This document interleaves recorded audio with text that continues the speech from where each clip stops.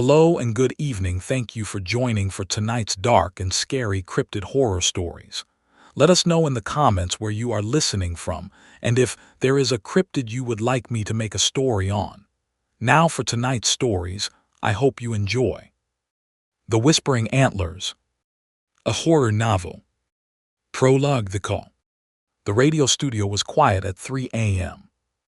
Angela Rathmore sat alone in sound booth, headphones around neck, coffee growing cold. She was host of Night Visions, late-night talk show on KRADM specializing in strange, unexplained, borderline insane. Listeners were truckers, insomniacs, conspiracy theorists, people who needed company in dark hours. She'd been doing this 5 years, heard it all. Ghosts, aliens, government cover-ups, cryptids. She'd learned to separate delusional from desperate, true believers from attention seekers. But she'd never heard anything like call that came at 3:17 a.m. KRAD, you're on the air. Static, heavy breathing. Then man's voice whispered, terrified. It's here with me, can hear it. Sir, need you to speak up. What's your name? Name, I don't. Pause, sound of something moving in background, wet, rhythmic like footsteps in mud. It's been following me 3 days, since the hunt, since I shot the buck. What has been following you? The antlers. Voice dropped lower, barely audible. Thought it was deer, looked like deer, but antlers. They were wrong, too big, and they were whispering. Whispering, what were they saying? My name, my wife's name, things only I should know. Man was crying now. I ran, left everything and ran, but it's still here, outside cabin, can hear it scratching at door. Sir, where are you? Need me to call emergency services? No, don't call anyone. If you call someone, it will know. We'll find them too. Scratching sound grew louder, closer. Oh God, it's inside the house. Sir, calm down. What do you see? I see my wife. She's been dead 5 years, but I see her, standing in doorway, smiling, but she's not my wife. Her mouth is wrong, her teeth are. Scream, high, agonized. No, get away from me. Sound of something wet hitting flesh, bones breaking, chewing. Then silence.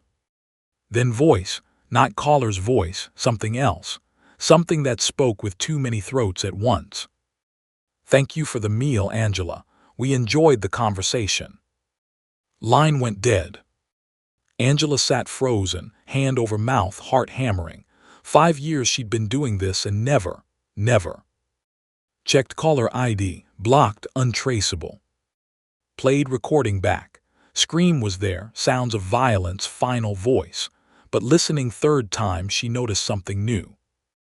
Underneath screaming, underneath violence, singing. Woman's voice, singing lullaby. Same lullaby Angela's mother sang when she was child. Lullaby no one else knew. Chapter 1, The Investigation. Found body 3 days later. Jack Morrison, hunter from Casper, Wyoming. Rented cabin outside Douglas near Medicine Bow Mountains for week-long hunting trip. When didn't check out, landlord investigated. What he found made him call police, then throw up in snow. Jack Morrison dead, laid out on cabin floor. Clothes folded neatly beside him. Hunting rifle propped against wall, unfired. And his body. Ribcage split open. Not cut, not torn, but burst, as if something had grown inside and forced way out. Bones splayed outward like petals, cavity within empty. No blood, no organs, just hollow space, clean and dry, scratch marks on interior walls of ribs. Coroner called it unusual animal activity. Police called it freak accident. Local newspaper called it bizarre hunting tragedy, buried it on page 5.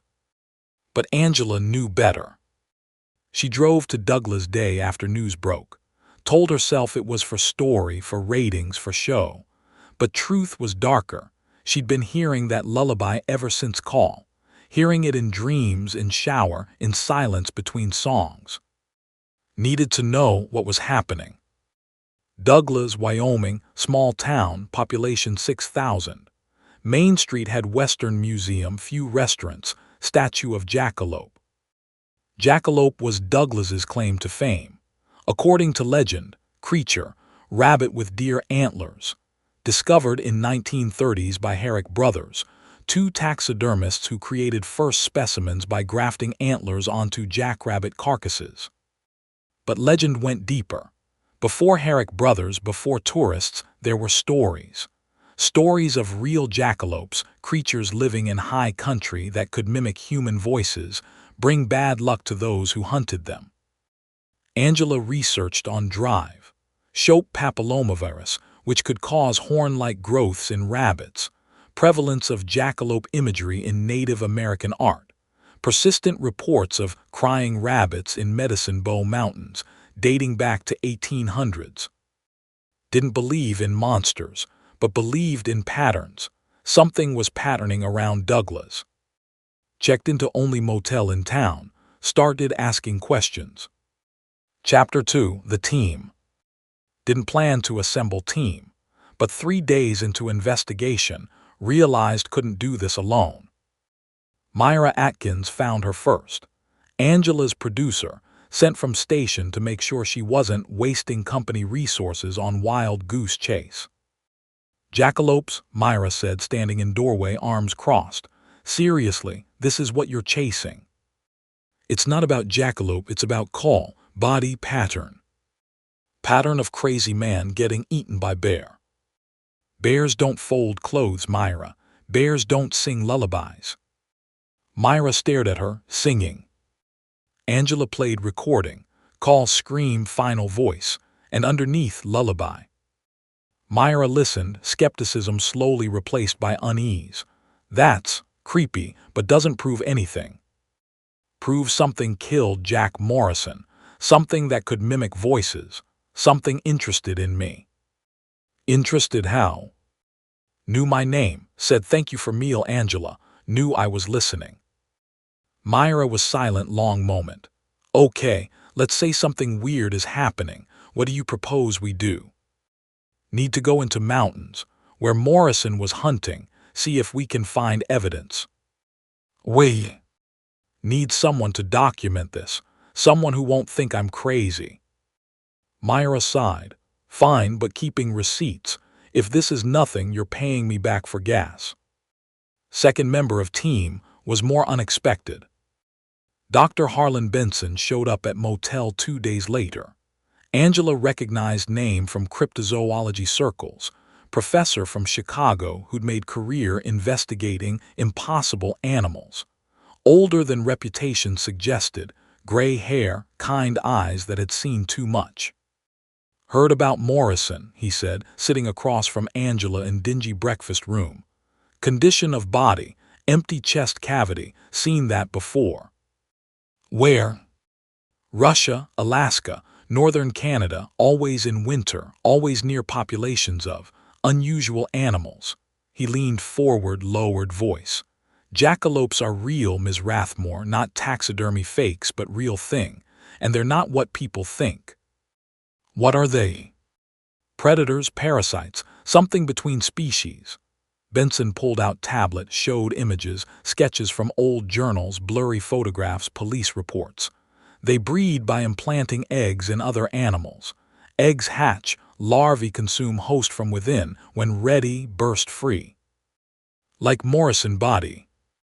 Exactly like Morrison body. Benson met her eyes. Think Morrison didn't hunt jackalope. Think jackalope hunted him, used him as host, grew inside until ready to be born. That's insane. It's biology, just biology we don't fully understand. Benson looked at darkness where creature had vanished. But we're going to understand it. Tonight, observe. Tomorrow, hunt. They sat in silence, watching nest, waiting for dawn. Whispering continued, faint at edge of hearing. Angela's mother's voice and other voices too, child crying, man laughing, woman singing. The lullaby. Angela covered ears, hummed to herself, waited for sun. Chapter 3, The Mountains. They left at dawn, Jesse's truck loaded with gear, camping equipment, cameras, recording devices, weapons. Jesse carried rifle. Benson had traps and specimen jars. Angela and Myra had microphones and notebooks. Drive to Trailhead took 2 hours, up winding mountain roads becoming dirt tracks becoming barely passable ruts. Parked at end of line, where rusted sign marked Medicine Bow National Forest, and beyond that, wilderness. Morrison's cabin 5 miles in, Jesse said, shouldering pack. Hunting grounds another 2 miles past that. Camp at cabin, search area, see what we find. What exactly are we looking for? Myra asked. Signs, tracks, nests. Jesse started walking. Jackalopes don't just kill for food, kill to breed, need hosts, warm bodies to grow in, so they make places, nests where they keep victims alive until young are ready.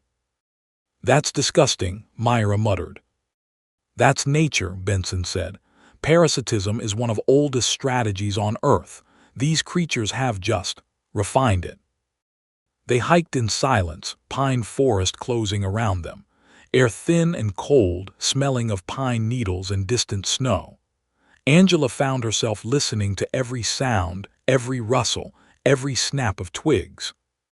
What should we listen for? She asked Jesse. Voices, whispers, anything that sounds human but isn't. He paused, looked back. They like to mimic people they've killed. Family members, loved ones. They'll call your name, sing songs you know, quote things only you would recognize. Don't listen. Don't respond. Keep walking. And if we do hear something, cover your ears. Hum, make noise of your own. Don't let them get in your head. Reached Morrison's cabin by noon. Simple structure, 1 room, wood stove, cot. Police tape still up, fluttering in breeze. Stay outside, Jesse said. I'll check it. He disappeared into cabin, rifle ready. Angela, Myra, and Benson waited, listening. This is crazy, Myra whispered. We're in middle of nowhere, hunting killer rabbits based on phone call and crazy old man stories. He's not crazy, Benson said, and this isn't about rabbits. Then what is it about? Evolution, adaptation. Benson adjusted glasses. Nature creates predators to fill every niche. These creatures found niche we didn't know existed. Space between species, between predator and parasite, between animal and something else. Something else. Don't have better word for it. They absorb memories, personalities, become, in limited way, people they consume. That's not biology as we understand it. That's something else. Jesse emerged from cabin, face pale. You need to see this. Inside cabin was untouched. Morrison's belongings still there, clothes, food, journal on table, but floor. Floor was marked, scratches in wood arranged in spirals and concentric circles. At center of each spiral, tooth, human tooth. It's map, Jesse said. They mark territory, show where they've hunted, where they've fed. These are coordinates, Benson said, kneeling to examine marks. Latitude and longitude, they're showing us where nests are. Why would they do that? Because they want us to find them. Angela had seen pattern now. It's trap. They're inviting us in. Then we accept invitation, Jesse said, but go prepared. Chapter 4, The First Encounter. Found first nest at dusk. In hollow, hidden by fallen trees and overgrown brush. From distance, looked like burrow, hole in ground surrounded by kicked-up dirt. Up close, something else. Entrance large, large enough for person to crawl through. Walls lined with something white and papery, like wasp nest material but thicker, more organic. And smell. Rotting meat, Benson said, covering nose. And something else. Hormones, pheromones, they're marking this place. Do we go in? Myra asked. Not yet. Jesse knelt, examining ground. Tracks, multiple, recent. Angela looked where he pointed. Saw them now, footprints but wrong, too many toes. Claw marks between pads, and something else, drag marks as if something had been pulled into hole. Fresh kill, Jesse said, within last day. Human? Angela asked. Don't know, but we're not alone out here. They set up camp 100 yards away, close enough to observe nest, far enough to, hopefully, not be noticed. Built fire, though Jesse warned against it. They like heat, it draws them. Also keeps them away, Benson countered. Most predators avoid fire. These aren't most predators. They compromised. Small fire ringed with stones kept low and controlled. Angela took first watch, sitting with back to flames facing darkness. Mountains alive with sound. Insects, night birds, small animals moving through brush, but underneath something else. Rhythm, pattern, almost like breathing. About to wake Jessie for shift when she heard voice. Angie. Mother's voice, clear, close, right behind her. Mom, she turned, hand on flashlight, heart hammering. Nothing, just fire, darkness, trees. Angie, it's cold out here, come inside. Voice came from nest, from darkness of burrow entrance, and now she could see something there, 2 points of light reflecting fire, eyes. I made soup, voice continued. Your favorite, tomato with grilled cheese. Angela felt tears prick eyes. Mother dead 10 years, but voice was perfect. Inflection, warmth, love. It's not real, she whispered. Not real. Of course it's real, sweetie. Come here, let me hold you. Eyes moved closer, emerging from burrow. Angela saw shape now, rabbit-sized but with something on head. Antlers, small, velvet-covered, gleaming in firelight. We miss you, creature said, mother's voice coming from its mouth, its throat, its chest. No human vocal cords, shouldn't have been able to speak, but it did, perfectly. We miss you so much. Come home, Angie, come home and stay forever. Angela, Jessie beside her, rifle raised. Don't listen, don't look at it. He fired, shot deafening, echoing off mountains. Creature, Jackalope, leaped aside, impossibly fast, vanished into darkness. But not before Angela saw its face. It was crying, tears streaming from eyes, human tears dripping onto fur. Why did you shoot? She screamed at Jessie. It was my mother. It wasn't your mother. Jessie grabbed her shoulders, shook her. Wearing her voice, using her memories, that's what they do. How do you know? How do you know what I heard? Because I heard my sister, Jessie's voice cracked. Every night for 3 years I hear her calling me, begging me to join her. It's not her, it's them. It's always them. He let go, turned away, shoulders shaking. Benson and Myra emerged from tents, confused, frightened. What happened? Myra asked. It found us, Angela said, voice hollow. Knew my mother's voice, knew things it shouldn't know. The absorption, Benson said. Must have killed someone who knew your mother. Someone who knew you. Memories transfer, become part of creature's repertoire. That's not possible. Biology we don't understand, not yet. Benson looked at darkness where creature vanished. But we're going to understand it. Tonight, observe. Tomorrow, hunt.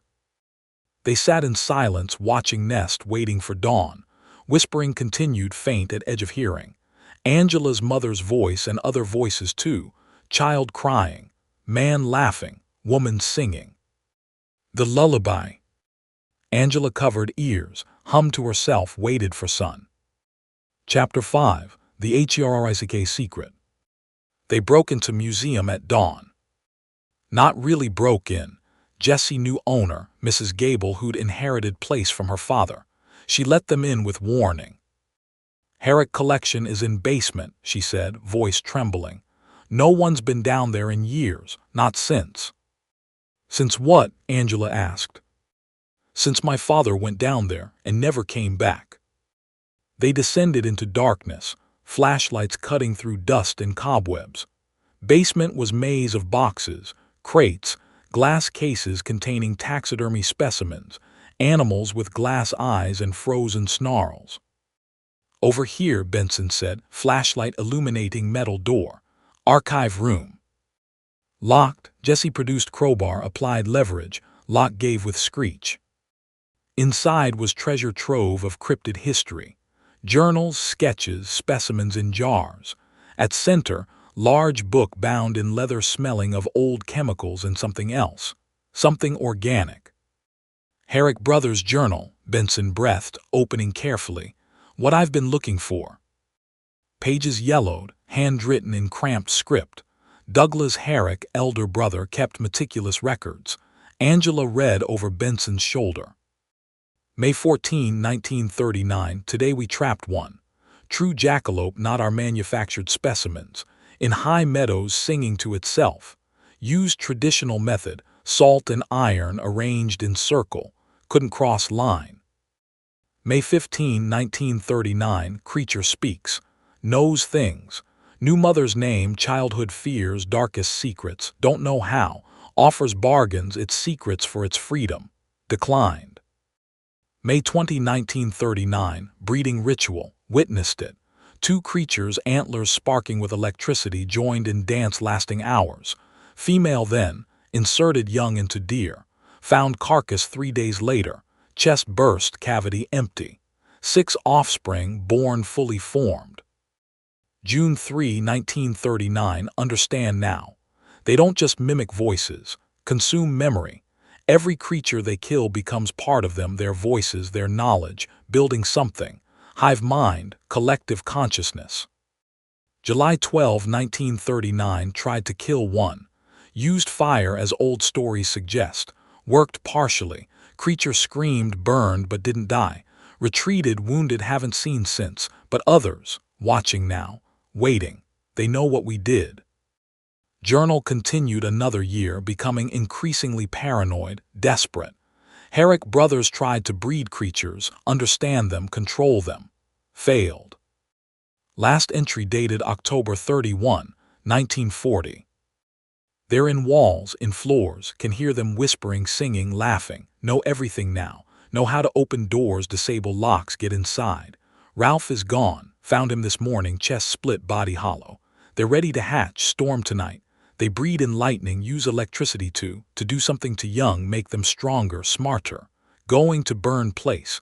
Burn it all. If anyone finds this, don't trust antlers. Don't trust voices. Don't trust. Entry ended. Final pages burned, charred at edges. They burned shop, Mrs. Gable said from doorway, face pale. In 1940, official story was gas leak, but father always said creatures made them do it, made them destroy evidence. Made them? Myra asked. Jackalopes don't just mimic voices, influence minds, plant suggestions, manipulate thoughts. Benson closed journal. Herrick's tried to study them, but creatures studied back, learned how to control them, how to make them destroy themselves. So fire in 1940 was an accident and wasn't Herrick's choice. Benson stood. Creatures eliminated threat, destroyed research, went back to hiding, waiting. For what? Angela asked. For us, Jesse at window looking at mountains.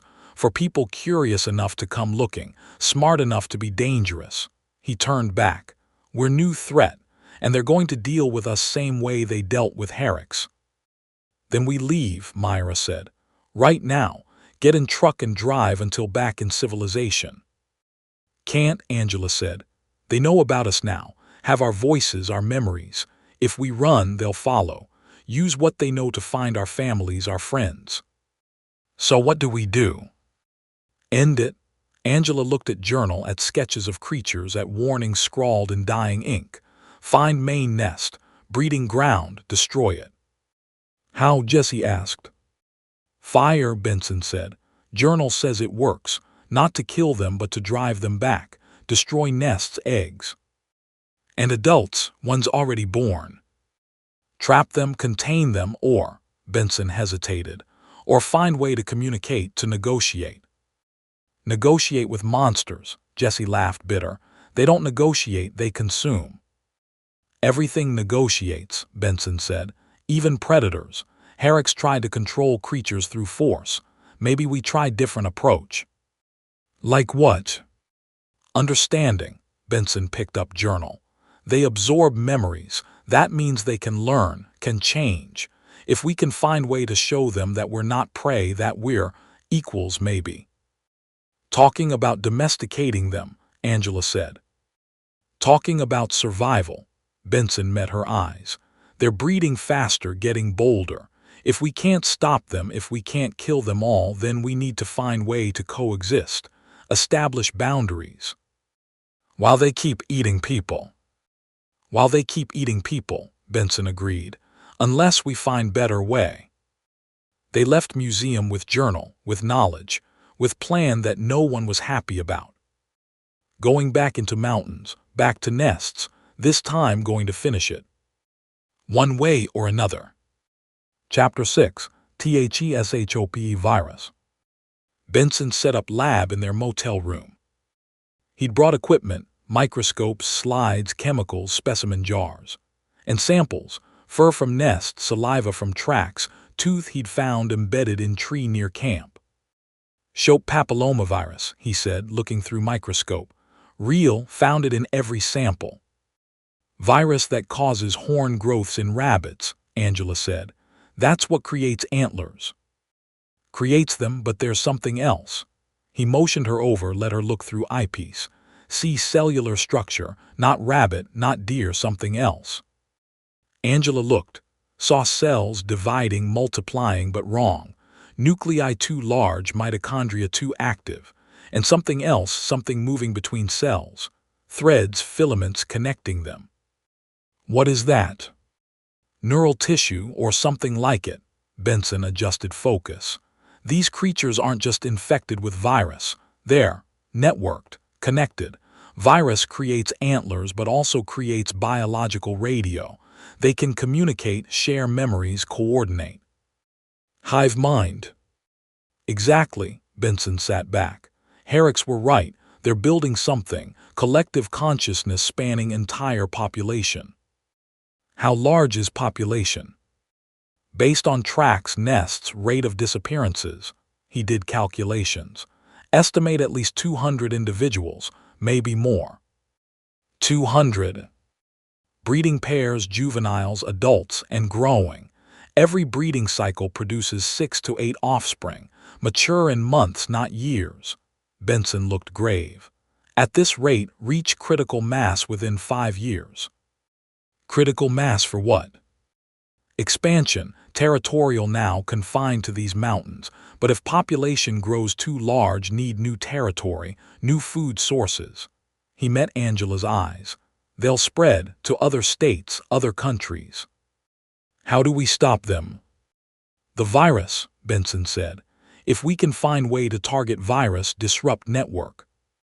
Biological weapon. Biological solution. Benson pulled out phone, showed email.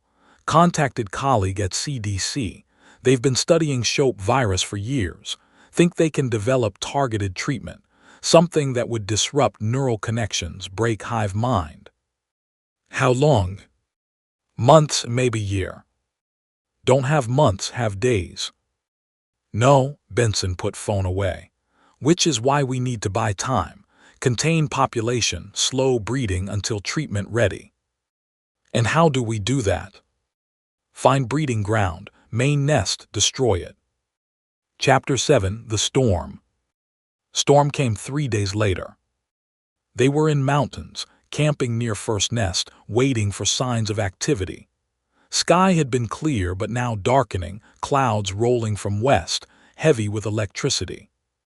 They're coming, Jessie said, watching sky. They breed in storms, lightning does something to them. Need to find main nest before they mate, Benson said. If they breed tonight, have another dozen offspring within month. Journal mentioned place, Angela said. High meadows above tree line where Herrick's trapped first one. That's where they'll be, Jessie checked rifle. Go now before storm breaks. They climbed, following game trails becoming steeper, more treacherous. Air grew thin and cold. Clouds pressed down, heavy and dark. At tree line they stopped. Meadow beyond visible, flat expanse of grass and rock. In center, structure. Barn or had been once. Roof collapsed, walls rotted but frame remained. From every beam, every post hung antlers. Hundreds of them. Deer antlers, elk antlers, and something else. Something smaller, sharper, arranged in patterns that hurt to look at.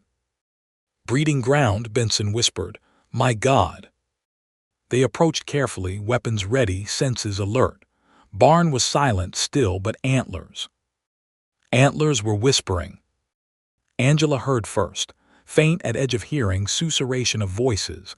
Mother's voice, father's voice, friends lost, lovers who'd left, voices she hadn't heard in years. Don't listen, Jessie warned. Cover your ears. Too late, voices growing louder, clearer, more insistent, saying her name, calling to her, singing lullabies. Angela, Angela, come inside, it's warm inside.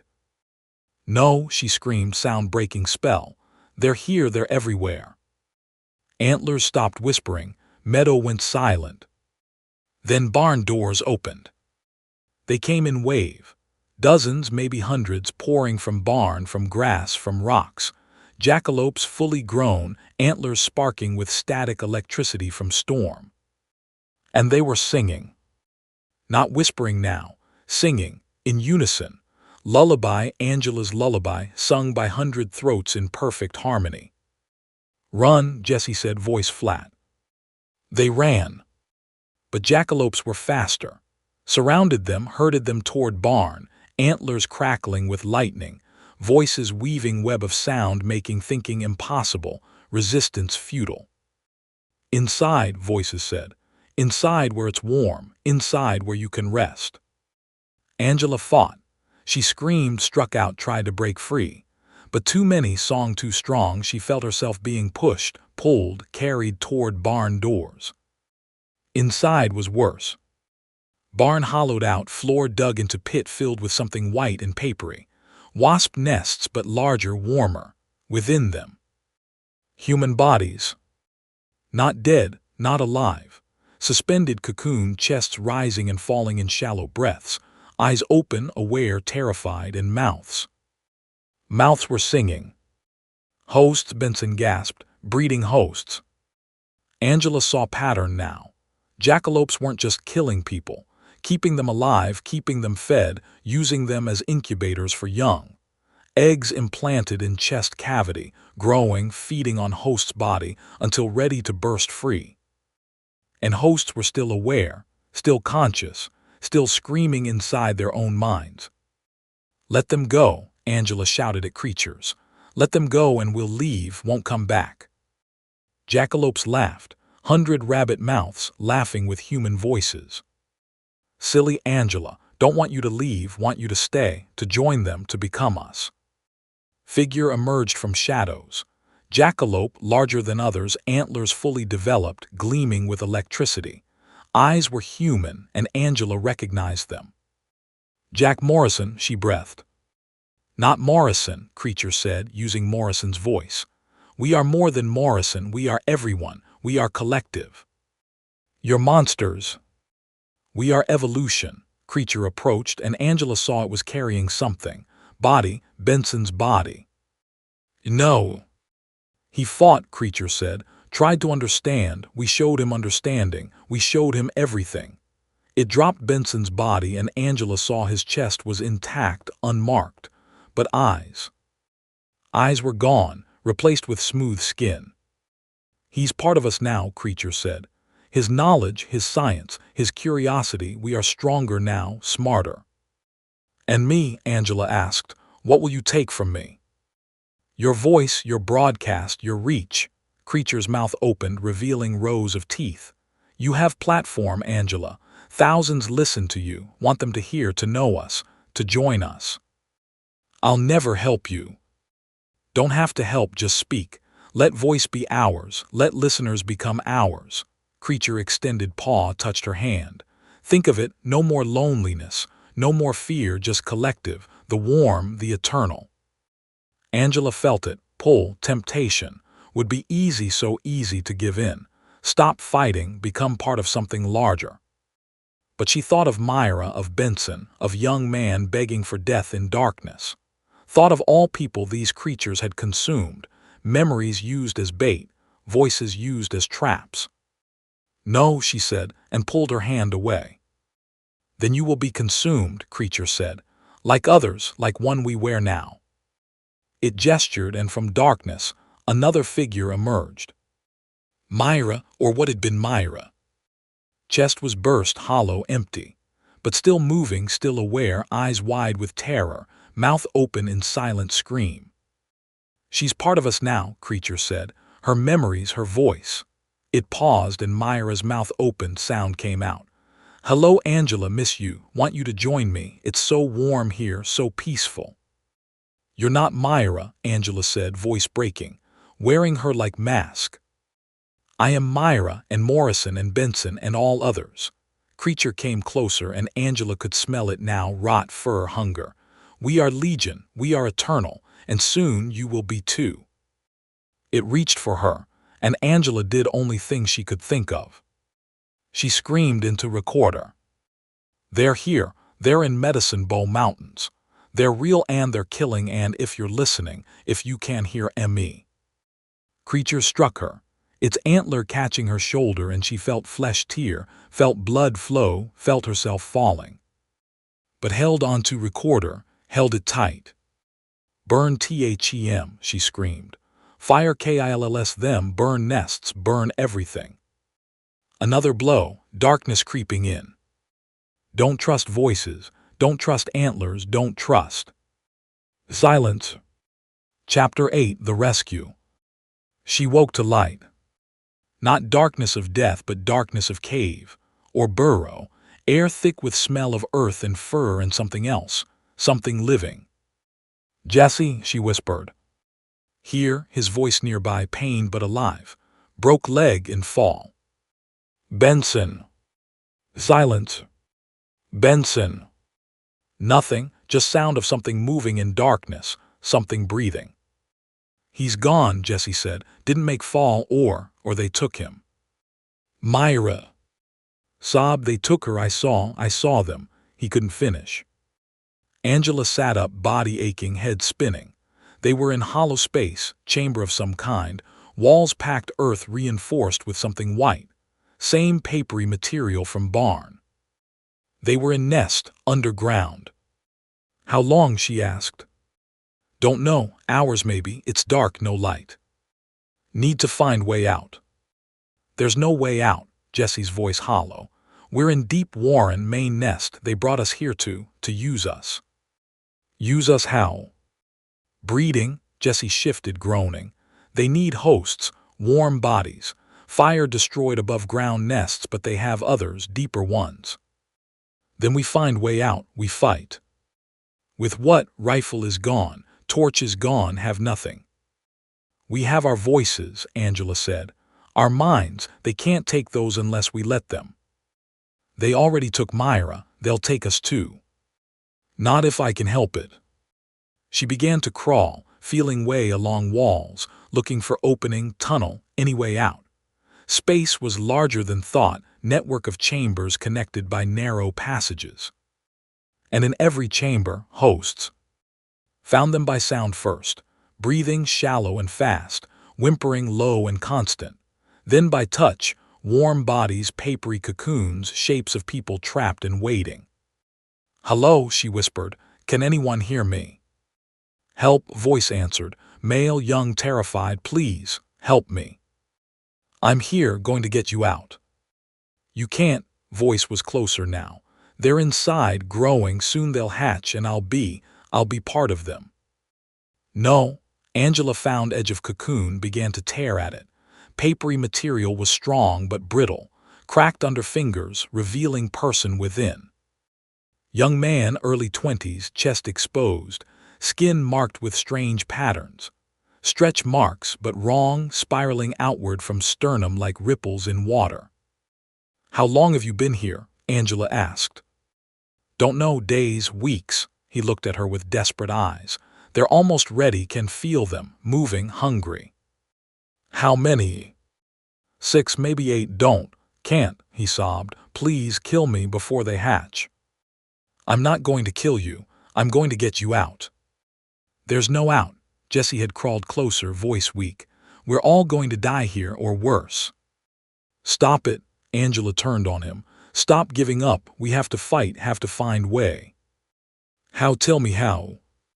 "I don't know, but not going to sit here and wait to be eaten." Her voice echoed in chamber, and something responded. Sound from tunnels, footsteps, many footsteps. They're coming, young man whispered. Oh God, they're coming. Angela looked around desperately. No weapons, no tools, no escape. Just hosts, cocoons, darkness, and approaching creatures. Then she saw it, in corner of chamber half buried in earth, rectangular shape. Her recorder. She'd lost it in fall or creatures had taken it. But here it was, intact, red light blinking, still recording, still broadcasting. My radio, she breathed, still on. So what? Jessie asked. Still broadcasting. She grabbed recorder, checked settings. KRAD night vision still on air, people still listening. What good does that do? Not alone. She held recorder up, spoke into microphone. This is Angela Rathmore, trapped underground in Jackalope nest. They're real, they're breeding, and they're going to kill me, but first I'm going to show you what they are.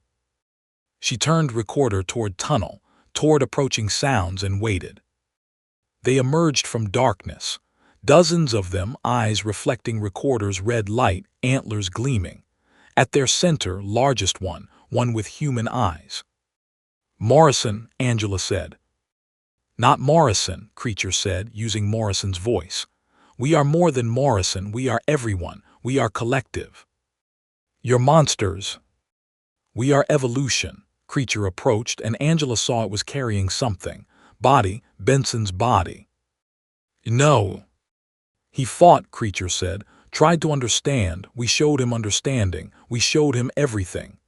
It dropped Benson's body, and Angela saw his chest was intact, unmarked. But eyes. Eyes were gone, replaced with smooth skin. He's part of us now, creature said.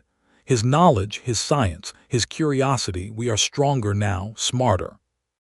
And me, Angela asked, what will you take from me? Your voice, your broadcast, your reach. Creature's mouth opened, revealing rows of teeth. You have platform, Angela. Thousands listen to you, want them to hear, to know us, to join us. I'll never help you. Don't have to help, just speak. Let voice be ours, let listeners become ours. Creature extended paw, touched her hand. Think of it, no more loneliness, no more fear, just collective, the warm, the eternal. Angela felt it, pull, temptation. Would be easy to give in, become part of something larger.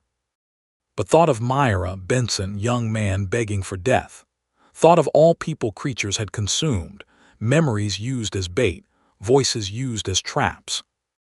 No, she said, and pulled her hand away. Then you will be consumed, creature said, like others, like one we wear now.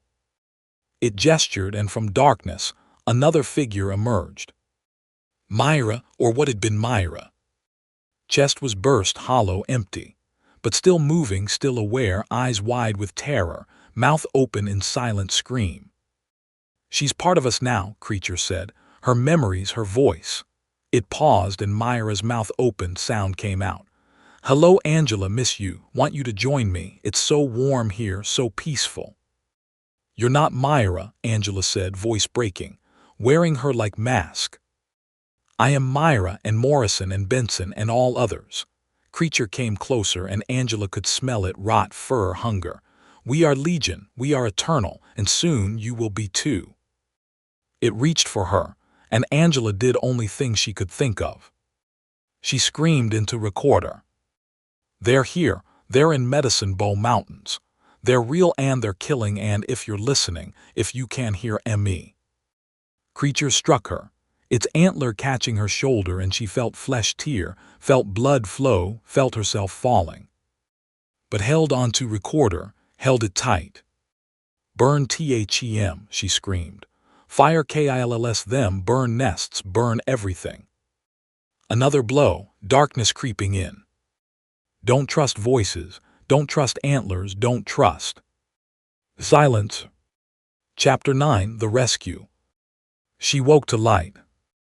Not red light of recorder, white light, harsh, medical, accompanied by beeping of machines. She's awake, voice said, female professional. Ms. Rathmore, can you hear me?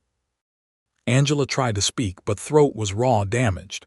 She nodded instead. You're in hospital, Casper, Wyoming. Found 3 days ago, buried underground. Hypothermic, dehydrated, wounded. Lucky to be alive. Jesse. Man with you. He's here, stable, broken leg but healing. Others. Pause, found. Remains, several bodies, still identifying them. Myra Benson. I'm sorry. Angela closed her eyes, tears streaming down face. Dead, all of them, because of her. Because she'd brought them there, led them into mountains, into nest. The broadcast, she said, my radio show. Went viral. Nurse, young woman with kind eyes, smiled. Millions of people heard it, recordings everywhere. Millions.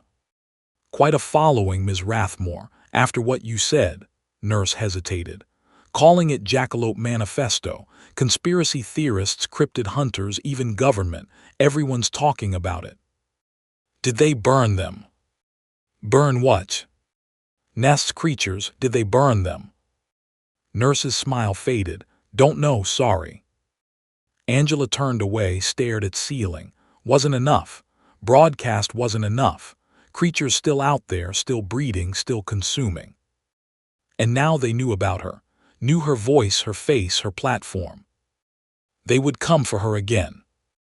She was released week later, against medical advice. She went back to Douglas, to motel, to mountains. Barn was gone, burned to ash. Meadow was blackened, scorched. But in high country where deep warrens were, she knew they still existed. She found Jesse in bar, drinking heavily, leg in cast. Should be resting, she said. Should be dead. He didn't look up, like others, like we would be if they hadn't. Hadn't what? Left us. Jesse finally met her eyes. Could have killed us, should have, but didn't. Left us there buried but alive. Why? I don't know. I do. He took long drink. Wanted you to broadcast, wanted voice to reach millions. Let us live so you could spread word, so they could be known. Why would they want that? Because fear is food, Jesse said. More people fear them, more people know them, stronger they get. Not just consuming bodies anymore, consuming attention, fear, belief. That's insane. That's evolution. Jesse finished drink. Adapting, becoming something new, something that feeds not just on flesh but on thought, on imagination, on stories people tell. Angela thought about it. Her broadcast going viral. Millions of people listening to her scream, hearing creatures' voices, learning about threat. She'd done exactly what creatures wanted. She'd fed them. We need to stop it, she said. Stop stories, stop fear. Can't stop what's already started. Jesse stood, wobbling on cast. All we can do now is survive and wait. Wait for what? For them to come again. He headed for door. And they will come, patient, and they have your voice now, your memories, can use you as bait anytime they want. He left and Angela sat alone in bar, wounds aching, mind racing. Couldn't stop stories, couldn't stop fear, but maybe she could control narrative, redirect it, turn fear into something else. She went back to radio station, back to KRAD, back to her show. And she told truth. Not whole truth. Not truth about Myra and Benson, about hosts in darkness, about creatures offer, but enough. Enough to warn people, to prepare them, to give them chance. They're real, she said into microphone, voice steady despite everything. Jackalopes are real. They're dangerous. They can mimic voices, absorb memories, use people they kill as bait. If you hear someone calling your name in wilderness, don't answer. If you see antlers where they shouldn't be, run. And if you're ever trapped, ever caught. She paused, thinking of recorder, broadcast, millions listening. Remember that you're not alone. That someone somewhere is fighting back. That darkness can be beaten. She finished show, signed off, sat in silent studio. Phone rang. She didn't answer. Chapter 10, The Infection. It started 6 months later. Reports from Douglas, from Casper, from towns throughout Wyoming. People hearing voices, seeing things, finding bodies with burst chests and hollow cavities. Jackalopes were spreading. Angela tried to help, worked with authorities, shared knowledge, warned communities, but never enough. For every nest destroyed, 2 more appeared. For every creature killed, 6 offspring survived. And they were evolving. New generation was smarter, bolder. Didn't just mimic voices, created new ones. Didn't just absorb memories, created false ones. They could make you believe you'd known them all your life, that they were family, that you should trust them. Angela started hearing voices. Not the creatures, something else. Her own voice echoing back at her, her broadcast played on loop in her mind. They're real, they're dangerous, they can mimic voices. She couldn't sleep, couldn't eat. Every shadow hid antler, every sound was whisper. She went to doctors, therapists, psychiatrists, diagnosed her with PTSD, trauma-induced psychosis, survivor's guilt, gave her pills that didn't help, therapy that made it worse. You're experiencing auditory hallucinations, psychiatrists said, common after traumatic events.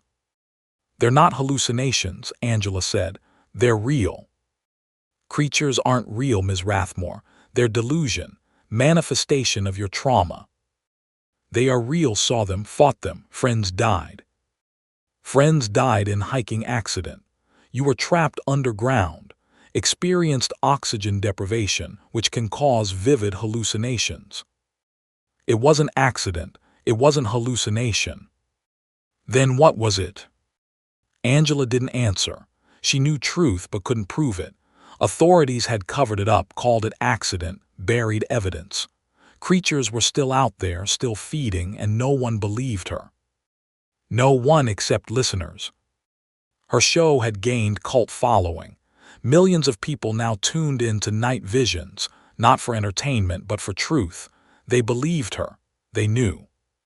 And they were fighting back. Groups formed. Vigilantes, cryptid hunters, people who'd lost loved ones to creatures and wanted revenge. They organized, trained, armed themselves with fire and iron and salt. War had begun. Angela didn't want to be general, didn't want to lead army, but she was only one who knew enemy, only one who'd survived, only one with platform. So she fought. She broadcast coordinates of nests, locations of sightings, methods of killing. She interviewed survivors, shared tactics, built network of resistance. And creatures fought back. They used her voice against her, called into show, mimicking her, spreading misinformation, turning her listeners against each other. This is Angela, they would say, her voice coming from 100 rabbit throats. I've changed my mind. Creatures are peaceful, want to coexist. Open your doors, welcome them in. Some people believed. Some opened their doors. Found days later chests burst, bodies hollow, voices added to chorus. Stop broadcasting, Jesse told her. He'd recovered mostly, though he walked with limp and rarely slept, giving them too much power. If I stop, they win. They control narrative. If you continue, more people die. If I stop, everyone dies. They argued, but Angela didn't change her mind. Couldn't. This was her war now, her responsibility. And then she was infected. It happened on Hunt, nest in Bighorn Mountains, larger than any found before. She went in with team, armed with flamethrowers and explosives. They were ambushed. Creatures were waiting, organized, coordinated. Learned military tactics, learned how to fight back. Surrounded team, herded them, separated them. Angela was cornered, alone. Largest creature approached, one with Morrison's eyes. We've been waiting, it said, waiting for you to come to us. I'll never join you. Don't want you to join, want you to lead. Creature touched her, its antler grazing her arm, and she felt something enter her, something cold, alive, moving through veins. What did you do? Gave you gift, Shope virus, modified, improved. Creature stepped back. You won't die, won't turn, not fully, but you'll be part of us, connected, aware. No. Yes, Creature's voice was almost gentle. Now you can hear us, always, everywhere, collective in your mind, never be alone again. Angela screamed, fell to her knees, felt virus spreading. Not killing her, not transforming her, but changing her, connecting her. She could hear them now, all of them. Thousands of voices, millions of memories swirling in her mind like storm. She fought it, used every ounce of will to push back, to maintain boundaries herself. But she could feel them there, waiting, whispering, always whispering. Her team found her hour later, unconscious but alive. Took her to hospital, but doctors found nothing. No virus, no infection, no change. But Angela knew. She could hear them. In her sleep, in her waking, in silence between thoughts.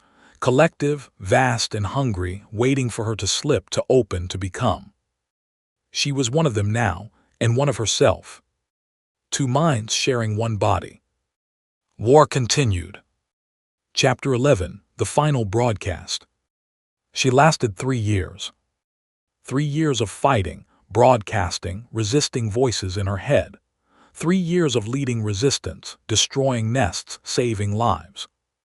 But creatures were winning. They'd spread beyond Wyoming now. Montana, Idaho, Colorado. Reports coming in from across country, across world.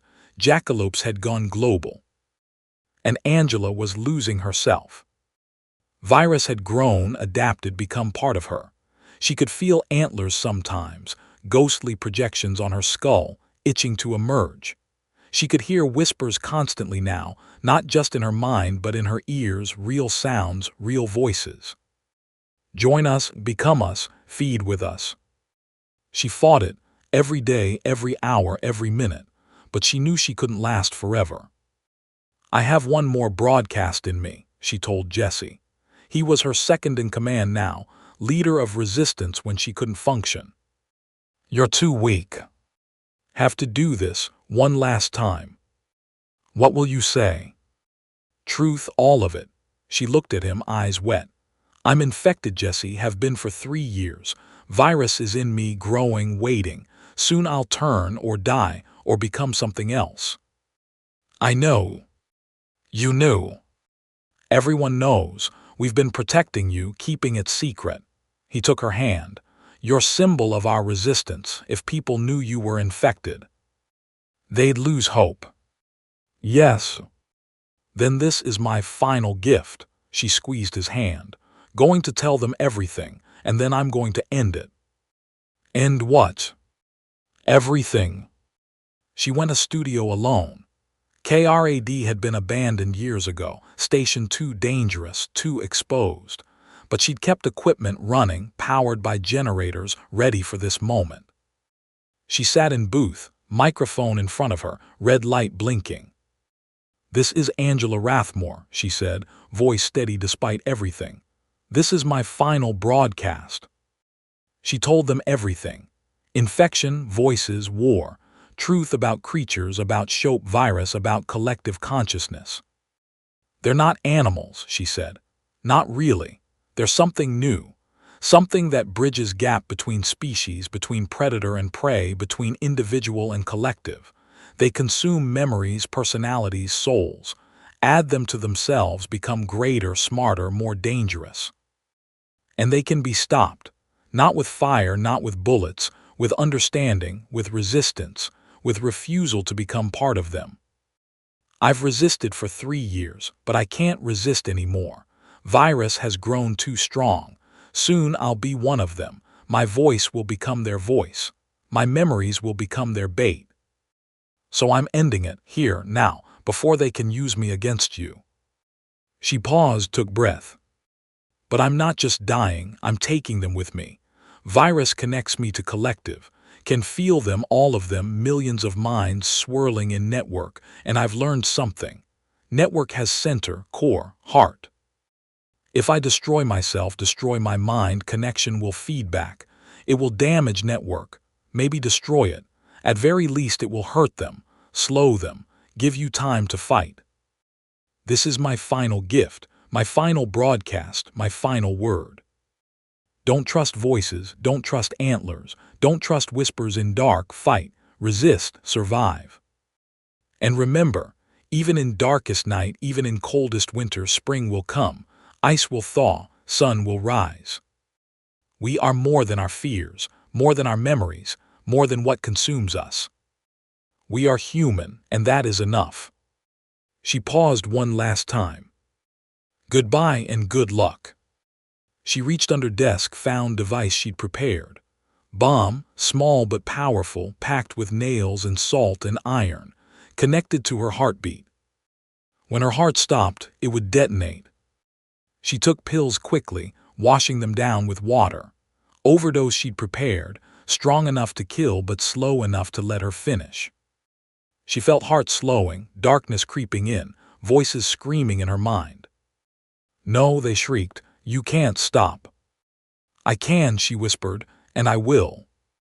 Her heart stopped. Bomb detonated. Epilogue, the whisper continues. Explosion destroyed studio. Angela's body was never found. But her voice remained. Recordings of her final broadcast circulated for years, played in secret, shared in whispers. Resistance used it as rallying cry, symbol of sacrifice, reminder that war could be won. And creatures. Creatures were hurt.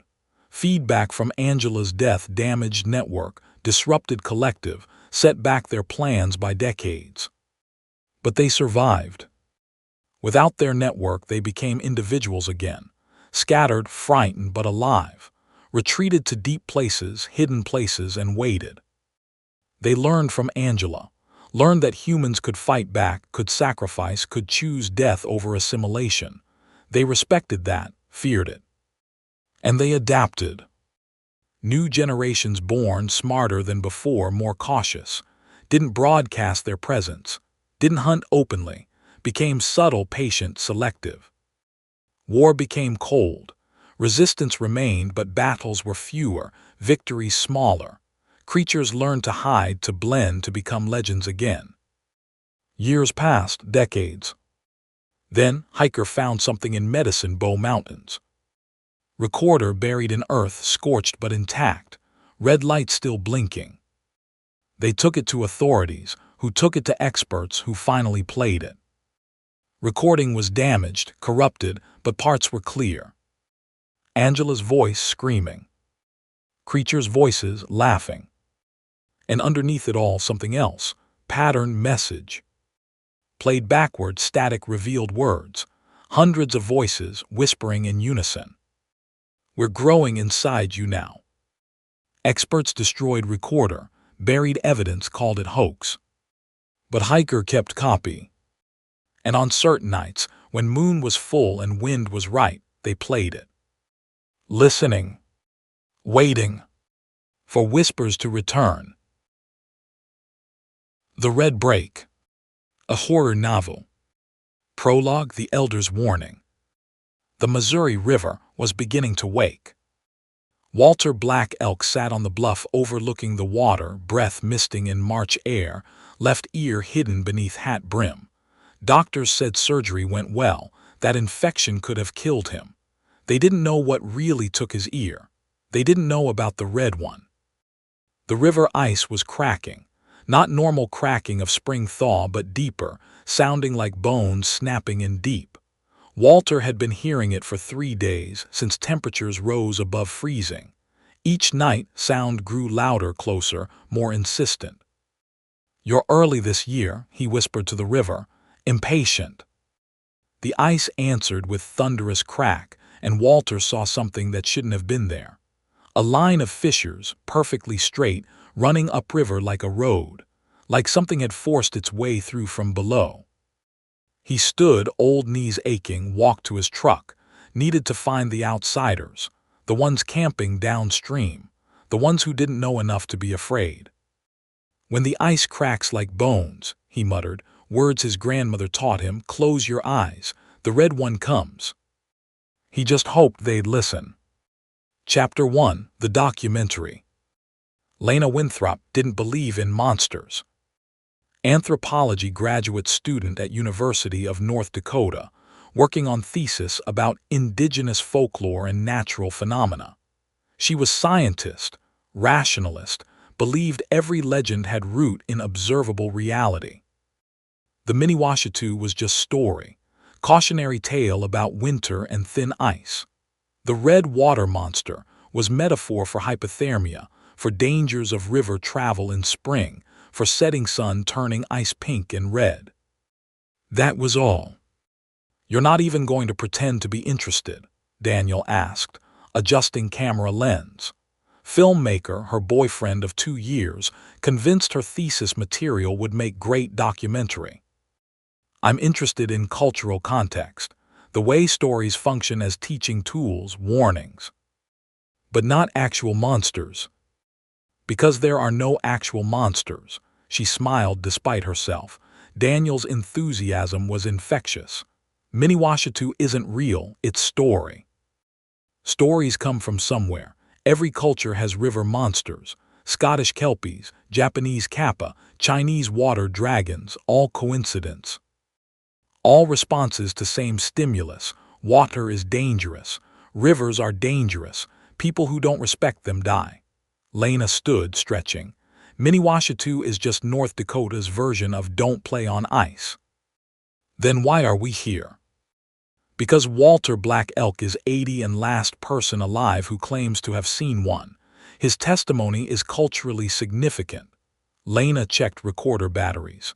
"We interview him, record stories, contextualize within broader framework." "Yeah, academic framework." Daniel lowered camera. "Can't you just enjoy mystery?" They camped on sandbar near riverbank, spot Walter recommended for good energy.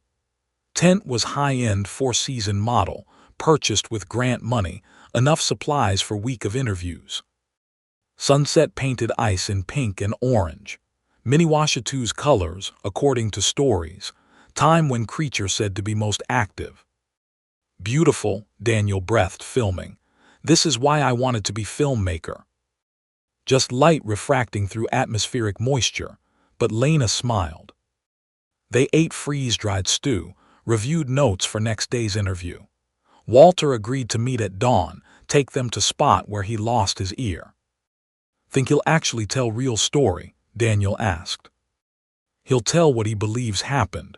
That's all we can ask." They slept, and ice cracked like bones in dark. Chapter 2: The Elder's Tale. Walter arrived at sunrise, truck rattling down dirt road.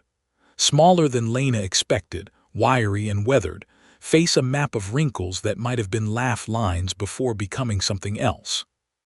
"You came," he said, "not a question, wasn't sure you would." "Appreciate you taking time to talk," Lena said, offering hand. Walter ignored it, looking at river, expression unreadable. "You heard it last night, the cracking. Ice breaking, it's spring, that's normal." "Not this." He finally looked at them, and Lena saw something she didn't expect, real, visceral fear. "This is different. This year it's hungry." "Hungry?" Lena turned on recorder. "Mr. Black Elk, what is Miniwashitu? What exactly?" "It's old." Walter sat on rock, movement stiff, careful. "Older than Dakota, older than rivers, sleeps in ice waiting for spring. When thaw comes, it wakes, it feeds." "Feeds on what?" "On fear, on flesh, on heat of living things." Walter touched left ear hidden beneath hat. "Took this in '93. Ice fishing, not paying attention. Heard cracking but didn't listen. Didn't close my eyes." "Close your eyes." "Its eye, single eye. It pulls at you. Sees inside, finds memories, secrets, sorrows, uses them. Makes you want to look, stare into red glow until nothing left but hunger." Lena exchanged glance with Daniel. "Better than hoped, rich with psychological detail, perfect for thesis." "Can you describe it?" Walter was silent long moment. "Red, like rust, like blood frozen in ice. Stank of wet fur and rotting meat. Bigger than horse, maybe elephant, had hands, not paws, claws, and horns broken and jagged." "And the eye?" Like coal, like burning ember, glowed even in daylight. It knew me, said my name. It spoke.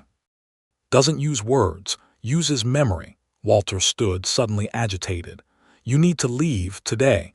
Cracking started early this year, might not have day. Mr. Black Elk, we have week of. Don't have week, might not have day. He grabbed Lena's arm, grip surprisingly strong. Listen, when you hear ice crack like bones, close your eyes, don't look at river, don't listen to voices, and whatever you do, don't go near water. He released her, walked to truck.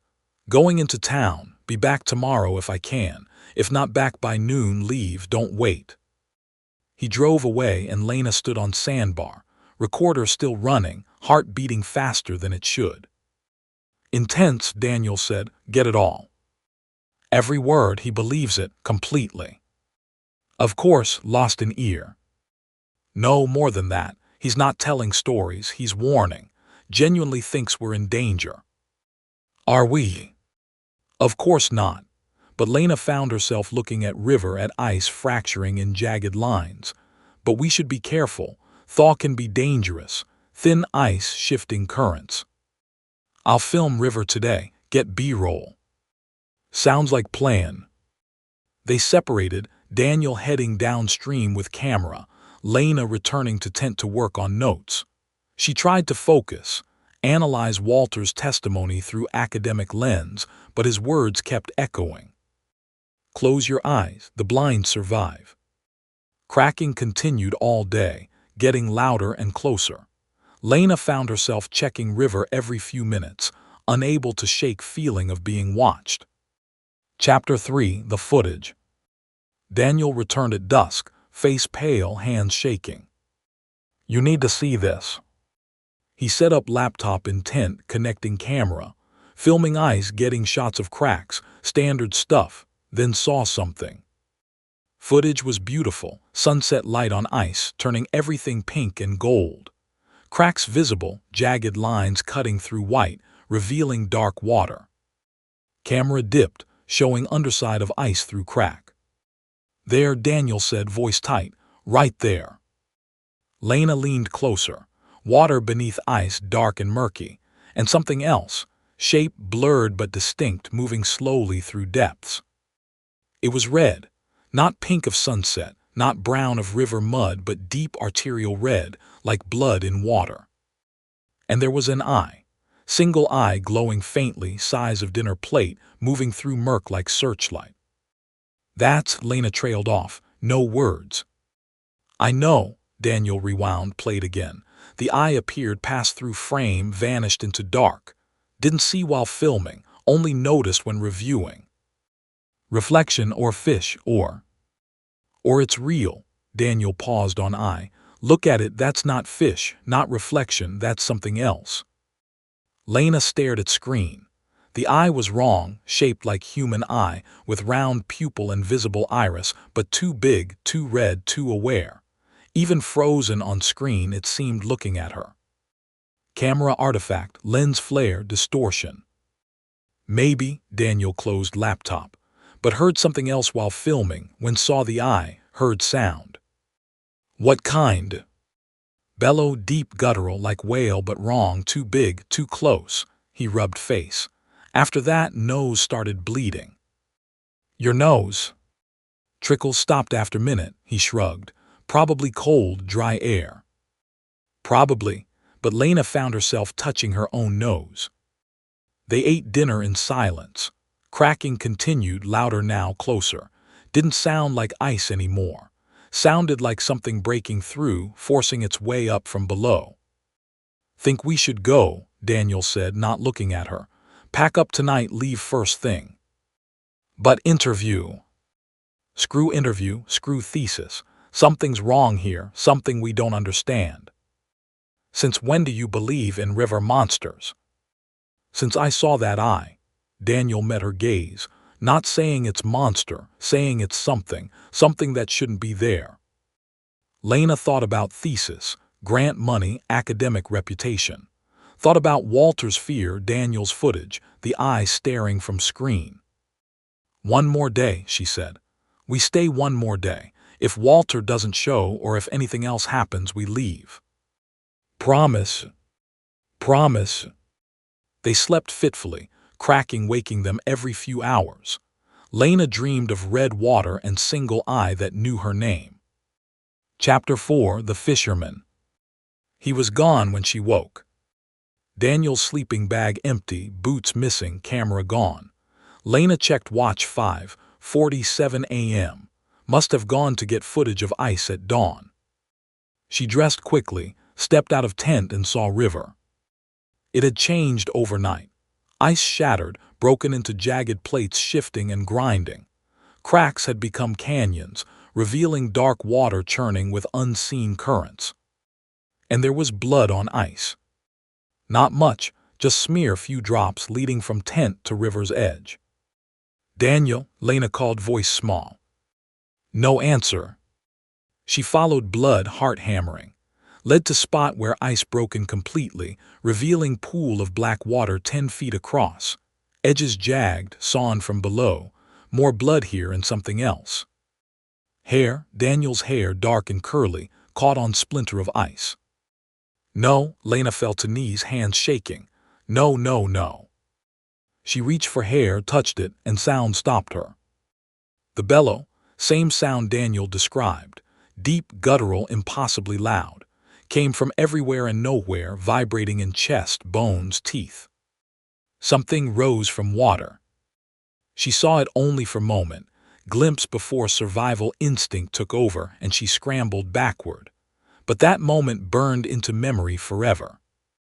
Red, wet fur color of rust and old blood, body size of horse, maybe bigger, clawed hands gripping ice, hauling something up from depths. And the eye, single eye, glowing like ember, turning to look at her. It knew her, felt it, felt eye pulling at mind, sifting through thoughts like pages in book. Found fear, grief, guilt about Daniel, and it fed on them, grew brighter, hungrier. "Lena," it said, mouth not moving. "Lena Winthrop, you came to study, to observe, to dissect. Will you dissect me, little scientist?" She couldn't look away. I held her, paralyzed her, and she felt something breaking inside mind, something opening like flower, and knew if she stared much longer, nothing would be left. Then she remembered Walter's words. "Close your eyes, the blind survive." She squeezed eyes shut, threw hands over face, and hold broke. Eyes' attention shifted. She felt presence recede like wave pulling back from shore. She kept eyes closed, backing away, crawling on hands and knees, not daring to look, not daring to open eyes until she reached tent, found keys, made it to truck and locked doors and sat there shaking, eyes squeezed shut, waiting. When she finally opened eyes, river was empty. Ice still shattered, blood still there and hair, but hole in ice frozen over, solid and smooth as if never broken. And Daniel was gone. She waited until noon, then drove into town, eyes darting to river every few seconds, hands white-knuckled on wheel. Found sheriff's office, reported missing person, tried to explain what happened. They didn't believe her. Sent search teams to river, found nothing. Ice solid, unbroken, untouched. No blood, no hair, no hole. "Are you sure you're remembering correctly?" Sheriff asked, voice gentle, concerned. "Shock can do funny things to memory." "I know what I saw." "Said you kept eyes closed." "Saw it before I closed them, saw." "Saw what you expected to see," Sheriff finished. "After hearing old man stories, watching boyfriend's footage, mind plays tricks, Ms. Winthrop, especially in shock." They found Daniel's body 3 days later. 10 miles downstream, washed up on sandbar, laid out like offering. Naked, skin blue-white, mouth open in perfect circle. Eyes gone, replaced with smooth skin as if they'd never existed. Autopsy said drowning, exposure, death by misadventure. Lena knew better. Chapter 5: The Investigation. She didn't go home. Thesis forgotten, academic career abandoned. She took room in Fleabag Motel smelling of cigarettes and regret, and waited. New creature still there. Could feel it in back of mind, presence like weight, like hand on shoulder. It knew her now. Had tasted her fear, her grief, wanted more. Found Walter in town, drinking coffee at diner. Looked older than by river, eyes sunken, hands trembling on cup. "You saw it," he said, not question. "I saw it, it took Daniel." "I know, sorry, tried to warn." "Warn me? You told me stories, folklore, didn't tell me it was real." "Would you have believed?" Lena didn't answer. Number would have thought I was crazy, superstitious Indian telling ghost stories to scare white tourists. He sipped coffee. "That's why I don't tell people anymore. They have to see for themselves. By then, usually too late." "How do we kill it?" Walter laughed, dry and bitter. "Kill it, we don't. It's been here longer than humans. We'll be here after we're gone. Best we can do is avoid it. Stay away from river when it's awake. Keep eyes closed. Survive." "Not enough. It killed Daniel, tried to take me." "It tries to take everyone who sees it." Walter touched missing ear.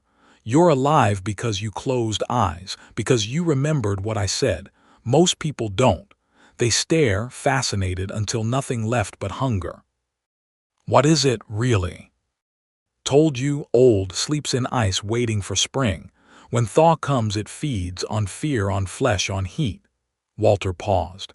"It likes to collect things, memories, body parts, essence of what makes us human, takes them, uses them, adds to itself." "So Daniel's, what part of it now?" "His eyes, certainly, maybe more. Creature absorbs victims, makes them part of itself, can speak with their voices, see with their eyes, remember what they remembered." Walter paused. "Your boyfriend, Daniel, he might still be in there, still aware, still screaming." Lena felt sick. "How do I stop it?" "You don't, you survive. You leave this place, never come back, hope it doesn't follow." "And if it follows?" "Then close eyes again, and again, for rest of your life." Walter stood, dropped money for coffee. "Leaving town tonight. Going south to family in Oklahoma, should have left years ago." He walked out and Lena sat alone in diner, coffee growing cold, mind racing. She wouldn't leave, couldn't. Daniel's still out there, trapped in that thing, and she owed him justice. But first, needed to understand. She spent next week in library, digging through archives, newspapers, tribal records. Found evidence she hadn't expected. A pattern. Every 30 years someone went missing from river. Always in spring, always during thaw. Records went back to 1800s, to first white settlers. Before that, tribal stories, oral histories. Dakota called it Miniwashitu, Cheyenne, the red break, Lakota, the eye in the ice. Different cultures, same creature, same feeding cycle. Newspaper clippings, police reports, coroner notes. Bodies when found always same. Naked, blue-white, eyes removed, mouths open in perfect circle. Sometimes miles downstream, sometimes where disappeared. But always, without fail, ice around them sawn from below. "It travels," she wrote in notebook. "Moves through ice, under ice, breaking through when finds prey." Found references to survivors. All said same thing: close your eyes, don't look at eye is trap. But one account different. Old journal from fur trapper, 1887. Encountered creature and survived using fire. The red one fears the flame. Lives in ice, in cold, in dark water. Heat drives it back. Burned my camp to escape it, and it would not cross line of fire. Lena read passage 3 times, then drove to hardware store. Bought road flares, propane tanks, bottles of kerosene. Built fire kit, weapon, something that might actually work. Then went back to river. Chapter 6, The Return. She waited until dusk. River different now, ice mostly gone, water running free and black. Creature would be strongest, most mobile. Also most distracted, hunting in open water, not expecting attack. Lena set up camp on same sandbar, same spot where she and Daniel stayed. Told herself strategic, needed to be where creature fed before, where it might return. Truth was darker, wanted it to find her, wanted it to come, face her, give her chance. She built fire, big one, using kerosene to make hot and fierce, set up road flares in circle, ready to ignite, and waited. Night grew cold. Stars came out bright and hard. River made sounds, gurgling, splashing, things that might have been fish or something else. She didn't sleep. Sat by fire, feeding logs, watching water, hand never far from flares. At midnight she heard cracking. Faint at first, distant. Then closer, louder, moving upriver toward her position.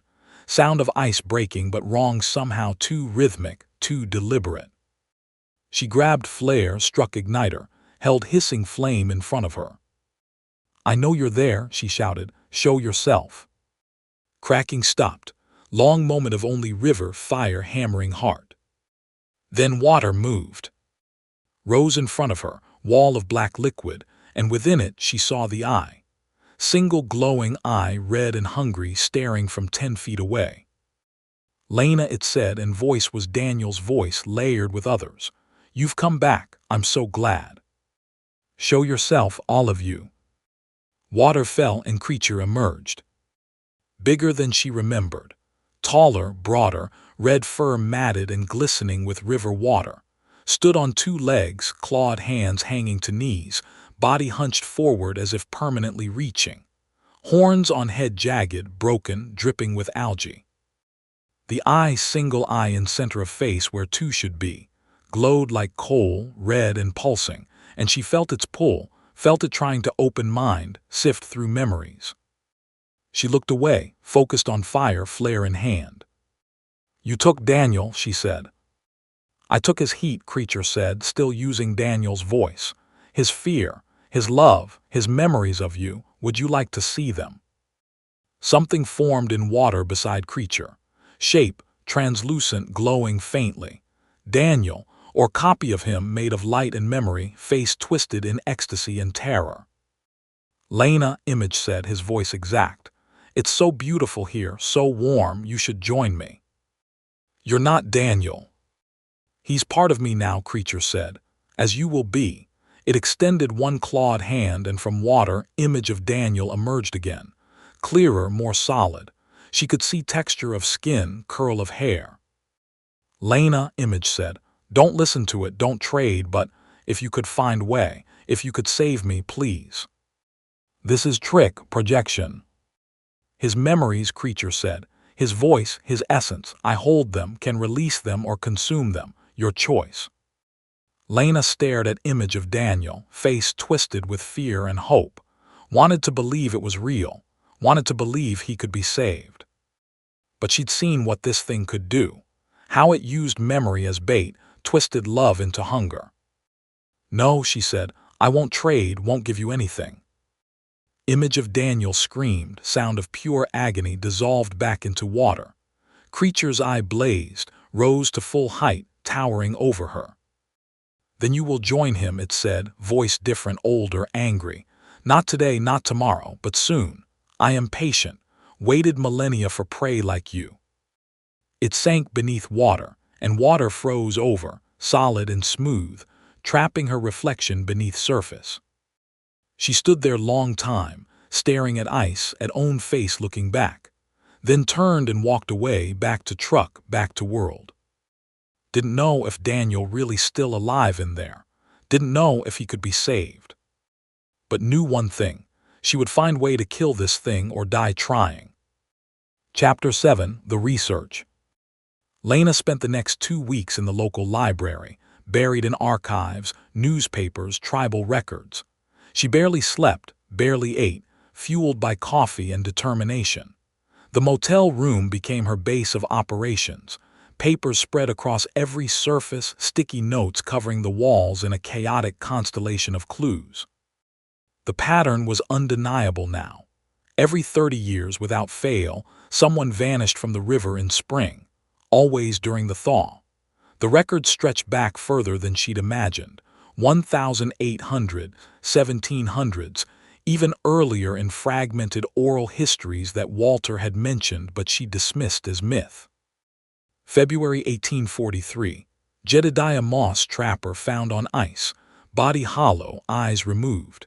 Natives speak of the red devil that walks on water. March 1873. Reverend Samuel Blackwood disappeared during baptismal ceremony. Searchers found only his Bible, frozen in ice, pages marked with "Abandon all hope" written in what appeared to be blood. April 1903. 7 children from the Standing Rock Reservation vanished overnight. Ice showed signs of unnatural breakage. Never found. The list continued, stretching across centuries, across cultures, across the entire length of the Missouri River and its tributaries. The Miniwashitu wasn't just one creature. It was a species, a lineage, an ancient predator that had adapted to the specific conditions of northern rivers. But there were anomalies, survivors, people who had encountered the creature and lived to tell about it. Lena found 17 accounts across 200 years, each one remarkably consistent. Closed my eyes and prayed. Sang hymns until it went away. My grandmother told me not to look, and I didn't. Praise Jesus. The common thread. They had all refused to engage with the creature on its terms, had refused to meet its gaze, to listen to its voices, to accept its bargains. Lena also found references to weapons, not guns or knives. Those were useless against something that existed partially in physical space and partially in some other dimension. But fire, as the 1887 trapper had noted, and sound, and patterns of light. One account from 1923 mentioned a group of Lakota who had driven the creature back using drums and fire. They had created a wall of sound, using traditional instruments, layering rhythms until the creature could no longer maintain its physical form, and had retreated beneath the ice. Lena made notes, photographed documents, built a dossier that would have made her thesis advisor weep with academic joy, if she'd cared about the thesis anymore. All she cared about now was understanding the enemy. On the 14th day, she found something that changed everything. It was in the personal papers of Dr. Heinrich Voss, a German naturalist who had traveled the Missouri River basin in 1912–1913, studying local wildlife. Voss had been dismissed by his contemporaries as a crank, a believer in superstitious nonsense, and his work had been largely forgotten. But his journals, preserved in the university's special collections, contained detailed observations of the Miniwashitu that went beyond anything Lena had seen. The creature is not merely animal, Voss wrote in his careful Gothic script. It is a manifestation of the river itself, or perhaps the river is a manifestation of it. They are inseparable, symbiotic. The Miniwashitu does not exist in the river exists in the Miniwashitu. More importantly, Voss had developed a theory about how to kill it. The creature requires belief to exist, he wrote. Not merely the belief of its victims, but the collective belief of the community around it. In places where the Miniwashitu is known, feared, spoken of in whispers, it thrives. In places where it has been forgotten, dismissed as legend, it weakens. I believe, though I cannot prove, that if a community were to collectively reject the creature's existence, to deny it utterly, it would cease to be. Lena read this passage 3 times, her mind racing. This explained why the creature was so active now, why it had taken Daniel, why it was hunting her. They had come to it as believers, as investigators, as people who took it seriously. They had fed it with their attention, their fear, their academic rigor. But how do you make a community deny something that was killing its members? How do you unknow a monster? She was pondering this question when the motel phone rang. Ms. Winthrop, this is Sheriff Doherty. We need to talk. Chapter 8, The Warning. They met in the diner where she'd first spoken with Walter. Doherty looked different than he had at the police station. Less official, more human, shadows under his eyes that suggested he hadn't been sleeping either. You've been asking questions, he said, stirring coffee he didn't drink. About the river, about the disappearances. I'm a researcher, it's what I do. You're stirring up trouble, people are talking, remembering things they'd rather forget. He leaned forward, voice dropping. You need to stop for your own good. Daniel is dead. Something killed him. Something that's been killing people for centuries. I'm not going to stop until I understand it. Doherty was silent for a long moment. Then, it got my brother, 1993. Same as Walter Black Elk lost his ear. They were fishing together out on the ice. Something came up from below. Walter had the sense to close his eyes. My brother didn't. Lena felt a chill. I'm sorry. Don't be sorry, be careful. Doherty pulled out a folded paper, slid it across the table. This is a list of every person who's gone missing from the river in the last 50 years. Officially, they're drownings, accidents, runaways. Unofficially. Lena unfolded the paper. 23 names. Some had notes beside them, saw the red light, heard voices from the ice, left notes saying, it's calling me. Why are you giving me this? Because you're going to keep investigating whether I help you or not, and if you're going to do it, you might as well do it right. Doherty stood, dropped money for his coffee. But understand this, the more you learn, the more you believe, the stronger it gets. You're not hunting it, Ms. Winthrop, you're feeding it. He walked out, and Lena sat alone with her list of the dead. She returned to the motel and added the names to her wall, creating a timeline that stretched across decades. And she noticed something she hadn't before. The disappearances came in waves. Every 30 years, yes, but within those cycles there were patterns. A single death, then nothing for several years, then 2 or 3 in quick succession, then a period of quiet, then the final event, the big feeding that left multiple bodies and marked the end of the cycle until the next awakening. They were in the middle of a feeding wave now. Daniel had been the first. There would be more. Unless she stopped it. Lena thought about Voss's theory. The creature fed on belief, on attention, on the collective acknowledgement of its existence. But it also fed on specific individuals, on their fear, their memories, their heat. What if she could deny it both? What if she could make herself invisible to it, not worth its attention, while simultaneously building a weapon that could destroy it? She looked at her fire kit, her road flares, her bottles of kerosene. Fire could hurt it, drive it back, but not kill it, not permanently. She needed something more, something that could strike at the creature's core, at its essence. She needed to understand what it really was. Lena drove back to the river that night, parked at the same spot where she'd confronted the creature before. She didn't get out of the truck.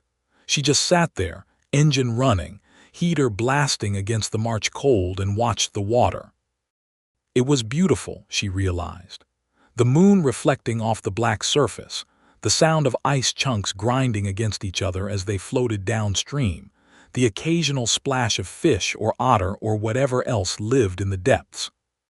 It was easy to see why people had settled here, generation after generation, despite the danger. The river gave life even as it took it.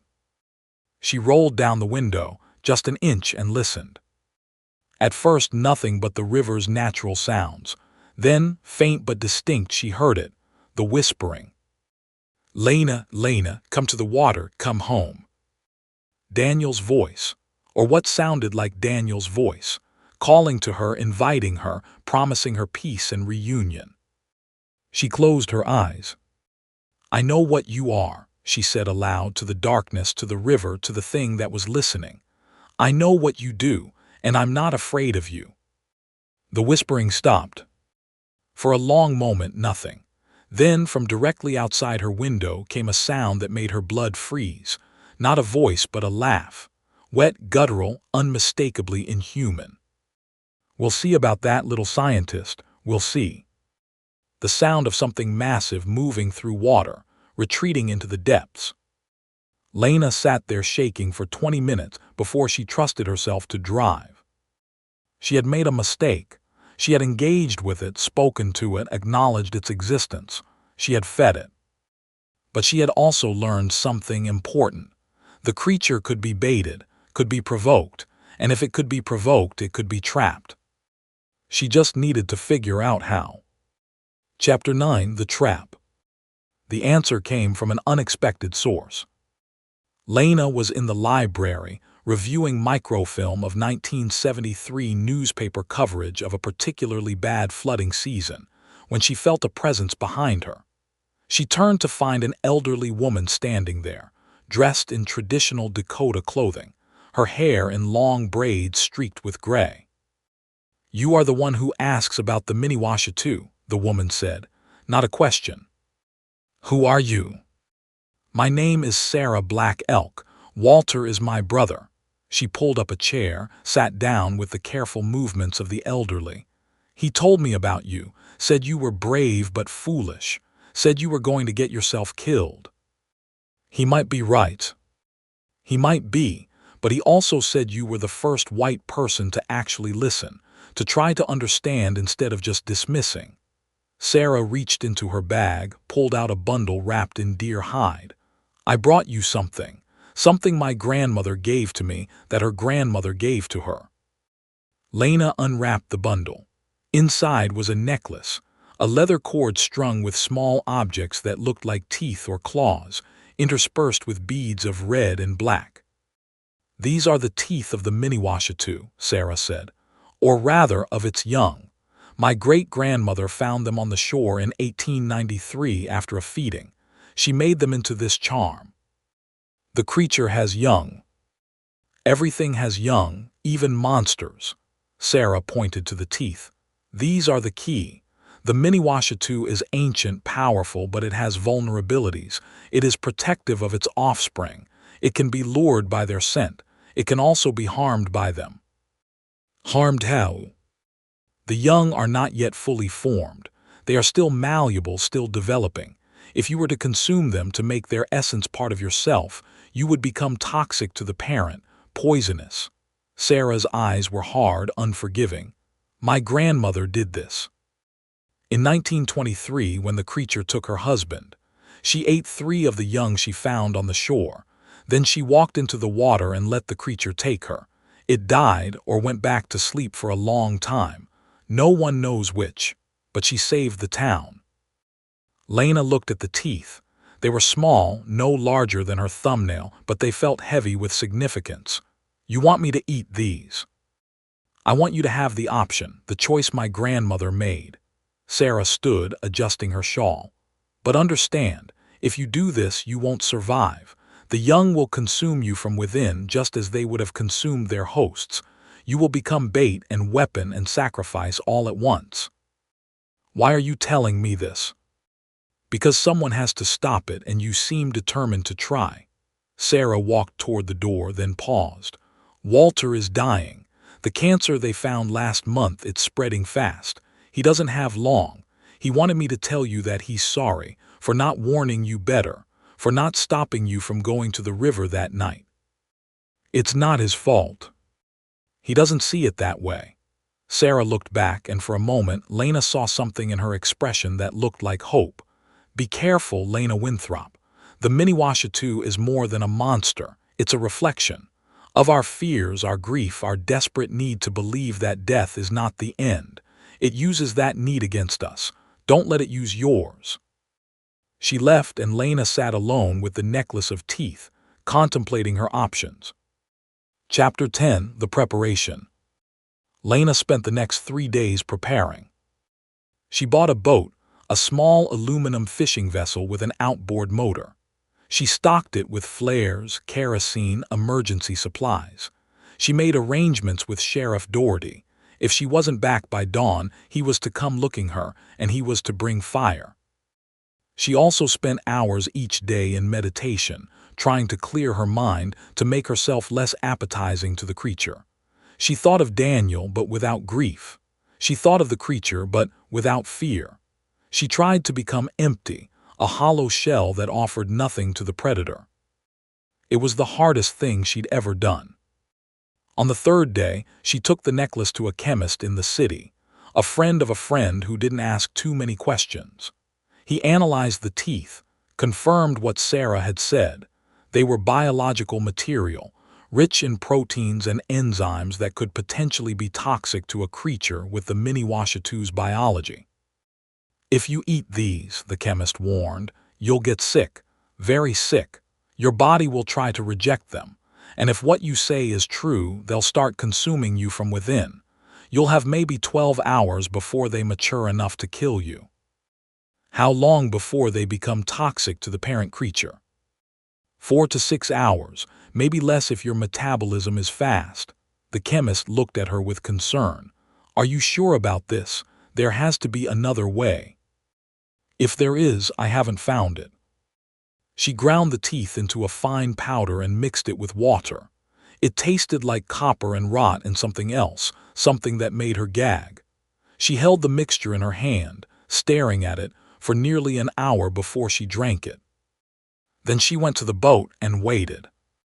The river was quiet that night. No wind, no moon, just the sound of water and the occasional cry of night birds. Lena sat in the boat, motor off, drifting with the current, and waited for the creature to find her. She didn't have to wait long. The water beneath the boat began to churn, not with the natural motion of current, but with something deliberate, something purposeful. The temperature dropped 20 degrees in seconds, and her breath began to frost in the air. Lena! The voice came from all around her, from the water, from the air, from inside her own head. It was Daniel's voice, but layered with others now. Walter's brother, Doherty's brother, all the victims stretching back through time. Lena, what have you done? What have you taken? She didn't answer. She lit a flare and held it over the water. The creature rose. It was bigger than before, bloated with recent feeding, its red fur dark and matted. The eye blazed with an unhealthy light, and as it stared at her, Lena felt something different from the usual pull. She felt resistance, the creature trying to read her and finding something blocking its way. You've poisoned yourself, it said, voice shocked, almost angry. You've made yourself toxic, clever but foolish. You will die now, and I will simply wait, find another. The river is patient. I am patient. Maybe, Lena said, but maybe I'm not just bait, maybe I'm also a message. She threw the flare. It hit the water directly in front of the creature, igniting with a whoosh of flame and steam. The creature recoiled, its bellow shaking the boat, and Lena saw something new in its eye. Fear. She grabbed another flare, then another, creating a circle of flame between her and the water. The creature retreated, its eye dimming, its body sliding backward into the depths. This is not over, it said, voice different now, older, angry. You cannot burn the river, cannot burn the ice. I will wait. I will watch. And when you sleep, when you forget, I will come for you. It sank beneath the water, and Lena was alone with her fire and her fear. She stayed awake until dawn, feeding the flames, never taking her eyes off the water. The creature didn't return, but she knew it was watching, waiting. And she knew something else now. She could hurt it. Maybe not kill it, not yet, but hurt it, scare it, drive it back. The war had begun. Chapter 11, The Sickness. The sickness started 12 hours after Lena drank the mixture. At first, it was just nausea, a churning in her gut that she attributed to stress and adrenaline. Then came the fever, spiking to 103 degrees, soaking her sheets with sweat. Then the pain, sharp, stabbing sensations in her abdomen, as if something was clawing its way through her insides. She had checked into the hospital under a false name, telling the doctors she had contracted a parasite from contaminated water. They ran tests, took blood, scratched their heads at the results. Her white blood cell count was through the roof, but they couldn't identify the pathogen. It didn't match anything in their databases. We're going to keep you for observation, the doctor said, a young man with kind eyes and a worried expression. Your body is fighting something, but we don't know what. Lena knew. The young of the Miniwashitu were inside her, growing, maturing, consuming her from within just as she had hoped they would consume their parent. The question was whether she would survive long enough to use them as a weapon. On the second day, Walter came to visit. He looked terrible pale, drawn clearly in the grip of his own illness. But his eyes were clear, focused, and when he spoke, his voice was stronger than she expected. "Sarah told me what she gave you," he said, sitting by her bed. "I'm sorry, should have warned you myself." "You tried." "Not hard enough." He reached out, took her hand. His skin was cold, dry, the skin of a dying man. "The creature came to me last night, in my dreams, said it knows what you did, said it's angry." "Good." "No, not good. Angry creatures are dangerous creatures. It wants revenge now, not just food." Walter leaned forward, voice dropping. "It's going to escalate. Take more people faster. Create a feeding frenzy that will leave dozens dead before spring is over." "Unless I stop it." "Unless you stop it." He squeezed her hand. "The teeth Sarah gave you, they were from the offspring of 1893, over 100 years old, but they're still viable, still dangerous. You have maybe 3 days before they mature enough to kill you, but in that time you'll be toxic to the Miniwashitu. Your blood, your sweat, your tears, all of it will be poison to it." "How do I use that?" "You have to get it to consume you, completely, take you into itself the way it took Daniel and the others. While it's digesting, while your essence is mixing with its own, the poison will spread. It will weaken it, maybe even kill it." Walter paused. "But you won't survive." "I know." "Do you, really?" His eyes were wet. "You're young, you have your whole life ahead of you. You could leave now, go back to your studies, forget about all this. The creature might follow you, but it might not. It prefers to stay near the river. And leave it to keep killing, to keep taking people like your brother, like Doherty's brother, like Daniel." "I'm not saying it's right, I'm saying it's a choice, your choice." Lena looked at the ceiling, at the fluorescent lights buzzing overhead, at the IV drip slowly feeding fluids into her veins. She thought about her parents, her friends, her future. She thought about the life she could have if she just walked away. Then she thought about Daniel's voice coming from the creature's mouth, about the way it used memories as bait, turned love into hunger, about all the people over the centuries who had died screaming, consumed by something they couldn't see, couldn't fight, couldn't understand. "I'm going to finish this," she said, "one way or another." Walter nodded as if he had expected nothing else. "Then I'll help you. Whatever I have left, whatever I know, it's yours." They spent the next day planning.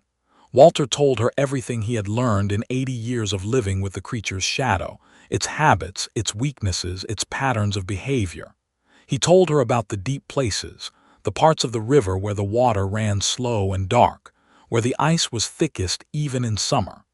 Those were the creature's lairs, its sanctuaries, the places where it retreated when wounded or threatened. "If you're going to confront it," he said, "you have to do it on your terms, not its. You have to lure it out, force it to manifest fully, make it desperate enough to consume you completely." "And how do I do that?" "You have to hurt it, really hurt it. Fire will drive it back, but to make it desperate you need something more." Walter pulled out a small vial from his pocket. "This is my blood, the blood of someone who has survived the creature, who carries its mark but escaped its hunger. It's rare, almost unheard of. If you mix this with your own poisoned blood, create a kind of biological bomb. It will be devastating." "It should be, in theory." He handed her the vial. "But theory is all I have. I've never actually done this. Never been brave enough or desperate enough or stupid enough." Lena took the vial. "I'm all 3. She was discharged from the hospital on the 3rd day, against medical advice. The doctors couldn't understand why her symptoms were improving, why the fever was breaking, the pain receding, the mysterious pathogen retreating.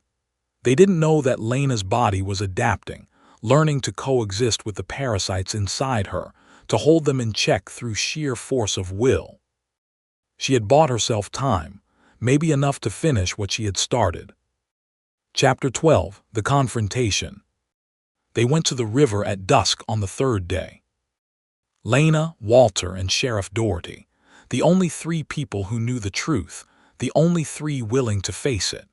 They took Walter's old truck, now barely running, and drove to the place where the Missouri River made its sharpest bend, where the current slowed and the water ran deep and black. "This is where my brother died," Doherty said, standing on the bank. "Where Walter lost his ear, where the creature is strongest." "Then this is where we face it," Lena said. She had prepared carefully. She wore a wetsuit under her clothes, protection against the cold. She had the flares, the kerosene, the makeshift explosives they had constructed using Walter's blood and her own. She had a knife, sharp and silver, though she didn't know if it would do any good. Most importantly, she had accepted her fate.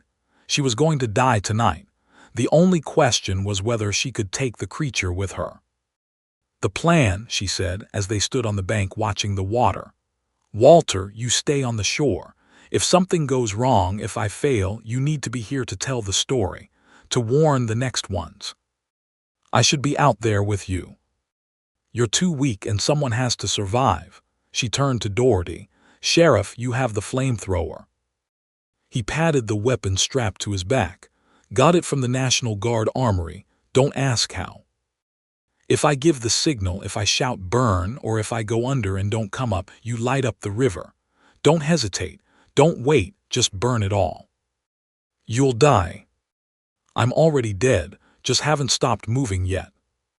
She walked to the water's edge, took off her shoes and socks, felt the cold mud between her toes. The river was alive tonight, churning with spring currents, carrying ice floes and debris from upstream. It looked hungry, she thought, ready to feed. "I'm here," she shouted, her voice carrying over the water. "I'm here, you bastard, come and get me." For a long moment nothing, then the water moved. It rose in column, spinning, and within it she saw the eye. The red, glowing eye watching her with amusement and hunger and something else, recognition. It knew what she was now, knew what she carried inside her. "Lena," it said, and voice was Daniel's, layered with others. "You've poisoned yourself, made yourself toxic, and now you've come to die. How? Disappointing." "I'm not here to die," she said. "I'm here to kill you." The water fell and creature emerged.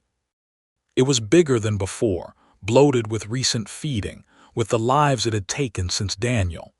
Its red fur was matted and foul, stinking of decay. It moved like nightmare, like fever dream, like something that should not exist in waking world. "You cannot kill me, little scientist. I am river, I am ice. I am thaw that breaks winter. I am cold that comes after death." "Maybe," Lena said, "but I'm poison, and you're going to eat me anyway." She walked into the water. It was cold, impossibly cold, cutting through wetsuit like it wasn't there.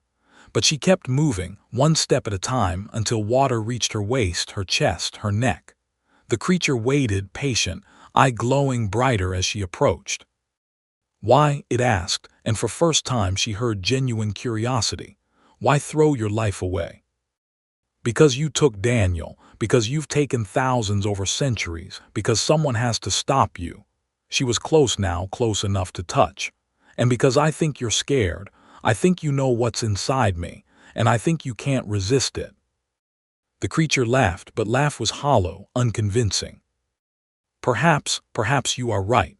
But even if I consume you, even if your poison weakens me, I will survive. I always survive. And in consuming you, I will gain your knowledge, your memories, your essence. You will become part of me, and I will be stronger for it. Maybe, or maybe you'll finally die." She grabbed it. Her hands found its fur, cold and wet and alive with something that wasn't quite electricity. She pulled herself close, wrapped her arms around its massive form, and held on. "What are you doing?" "Completing the circuit." She had hidden the explosives on her body, wrapped in waterproof packaging against her skin. Now she tore open the package, mixed the contents, Walter's blood, her own, the catalyst that would ignite the reaction. "Burn," she screamed, her voice carrying over the water. "Doherty, burn now." The sheriff didn't hesitate. The flamethrower roared, sending a jet of flame across the river, and Lena felt the heat, felt the fire catching, felt the creature's scream vibrating through every atom of her being. She held on. Through the pain, through the burning, through the creature's desperate thrashing, she held on. She felt its essence trying to consume her, trying to pull her into itself, and she let it. She opened herself, offered herself, fed herself to the monster even as the fire consumed them both. And in that moment of joining, of merging, she struck. She released the poison.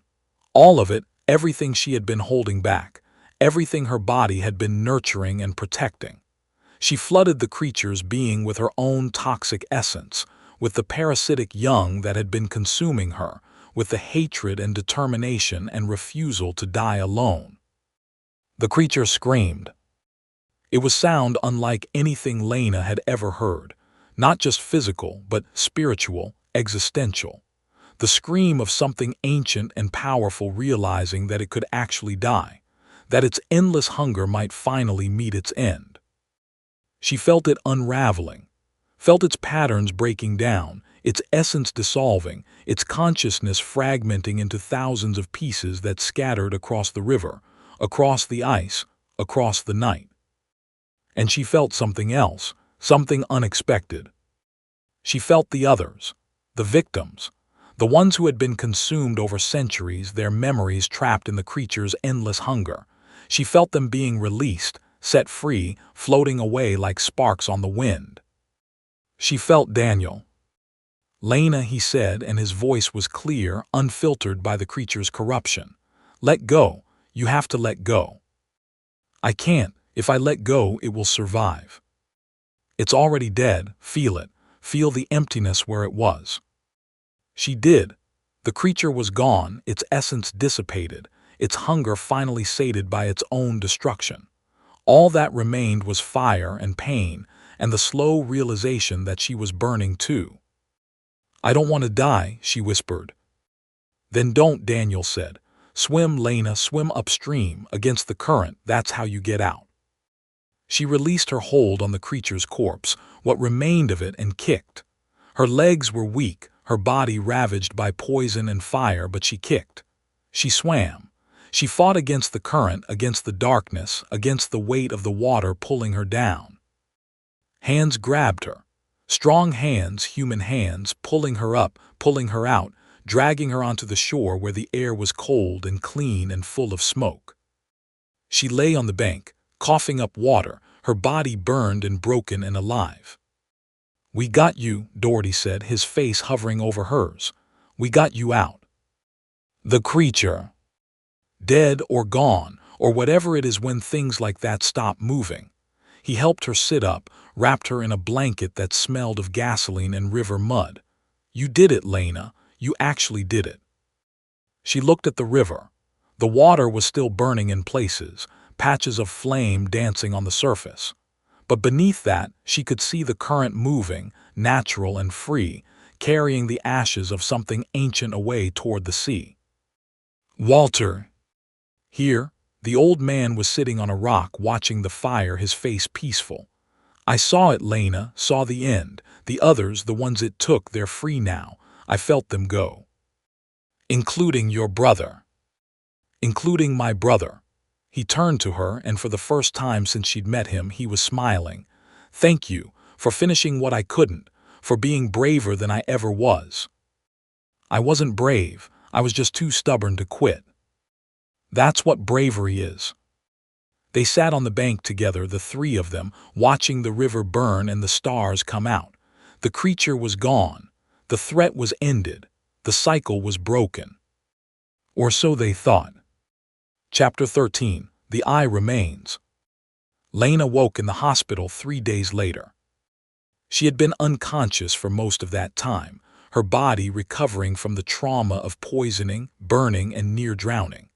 The doctors were amazed she was alive at all. They called it a miracle, which made Lena laugh until it hurt. "There was no sign of the creature," Sheriff Doherty told her when he visited. "We've searched the river for miles in both directions. No red fur, no giant eye, nothing. If it's not dead, it's at least gone." "It can't be dead," Lena said. "Not really, not permanently. Things like that don't die, they just sleep." "Then let it sleep. Let it sleep for another 1,000 years." But Lena couldn't shake the feeling that it wasn't over, that she had only wounded the creature, not killed it, that it was out there somewhere in the deep places, licking its wounds and waiting for revenge. She was discharged a week later, still weak, still healing but alive. She went back to her motel room, gathered her things, prepared to leave North Dakota forever. That was when she found the eye. It was in her jacket pocket, wrapped in a handkerchief she didn't remember putting there. Small, no bigger than a marble, perfectly round and smooth. It looked like glass or crystal or polished stone. But it was warm, and it was looking at her. She could feel its attention, even without a socket or nerve or any biological connection. She could feel it watching, waiting, patient as only something ancient could be patient. She should have destroyed it, should have thrown it in the fire, crushed it with a rock, buried it in the deepest hole she could find. Instead, she kept it. She told herself it was for research, that by studying it she might learn how to defeat the creature permanently when it returned, that it was a weapon, a tool, a key to understanding. But deep down, she knew the truth. She had kept it because she couldn't bear to let go, because some part of her was still connected to the creature, still fascinated by it, still hungry for the knowledge it represented. She put the eye in a jar, sealed it tight, and placed it in her suitcase. Then she got in her car and drove away from North Dakota, leaving the river and its monsters behind. But she knew, even as she crossed the state line, that she would be back, that the creature would be back, that their story wasn't over. It was just beginning. Epilogue: The Thaw. Spring arrived early that year. The ice melted, the rivers ran free, and the world woke up from its long winter sleep. In the hospitals and clinics of North Dakota, a strange illness began to appear. Patients reported fever, hallucinations, a compulsion to return to the river. The doctors called it a new strain of encephalitis, spread by insect bites, treatable with antibiotics. Lena knew better. She knew that the creature had left spores, seeds, fragments of itself scattered across the landscape. She knew that it was rebuilding, slowly, patiently, preparing for its next awakening. She took a job at the University of Minnesota, teaching anthropology and folklore. She told her students about the Miniwashitu, about river monsters, about the persistence of myth across cultures. She didn't tell them that she had seen one, fought one, nearly died killing one. She kept the eye on her desk in a jar where she could see it every day. Sometimes it was dormant, just a pretty stone. Sometimes it glowed faintly, and she could feel its attention focused on her. She was waiting, preparing, building her knowledge, her resources, her network of allies. Because she knew that one day the ice would crack like bones again, the red one would come, and this time she would be ready. Thank you for listening to tonight's stories. If you enjoyed them, please leave a like and subscribe.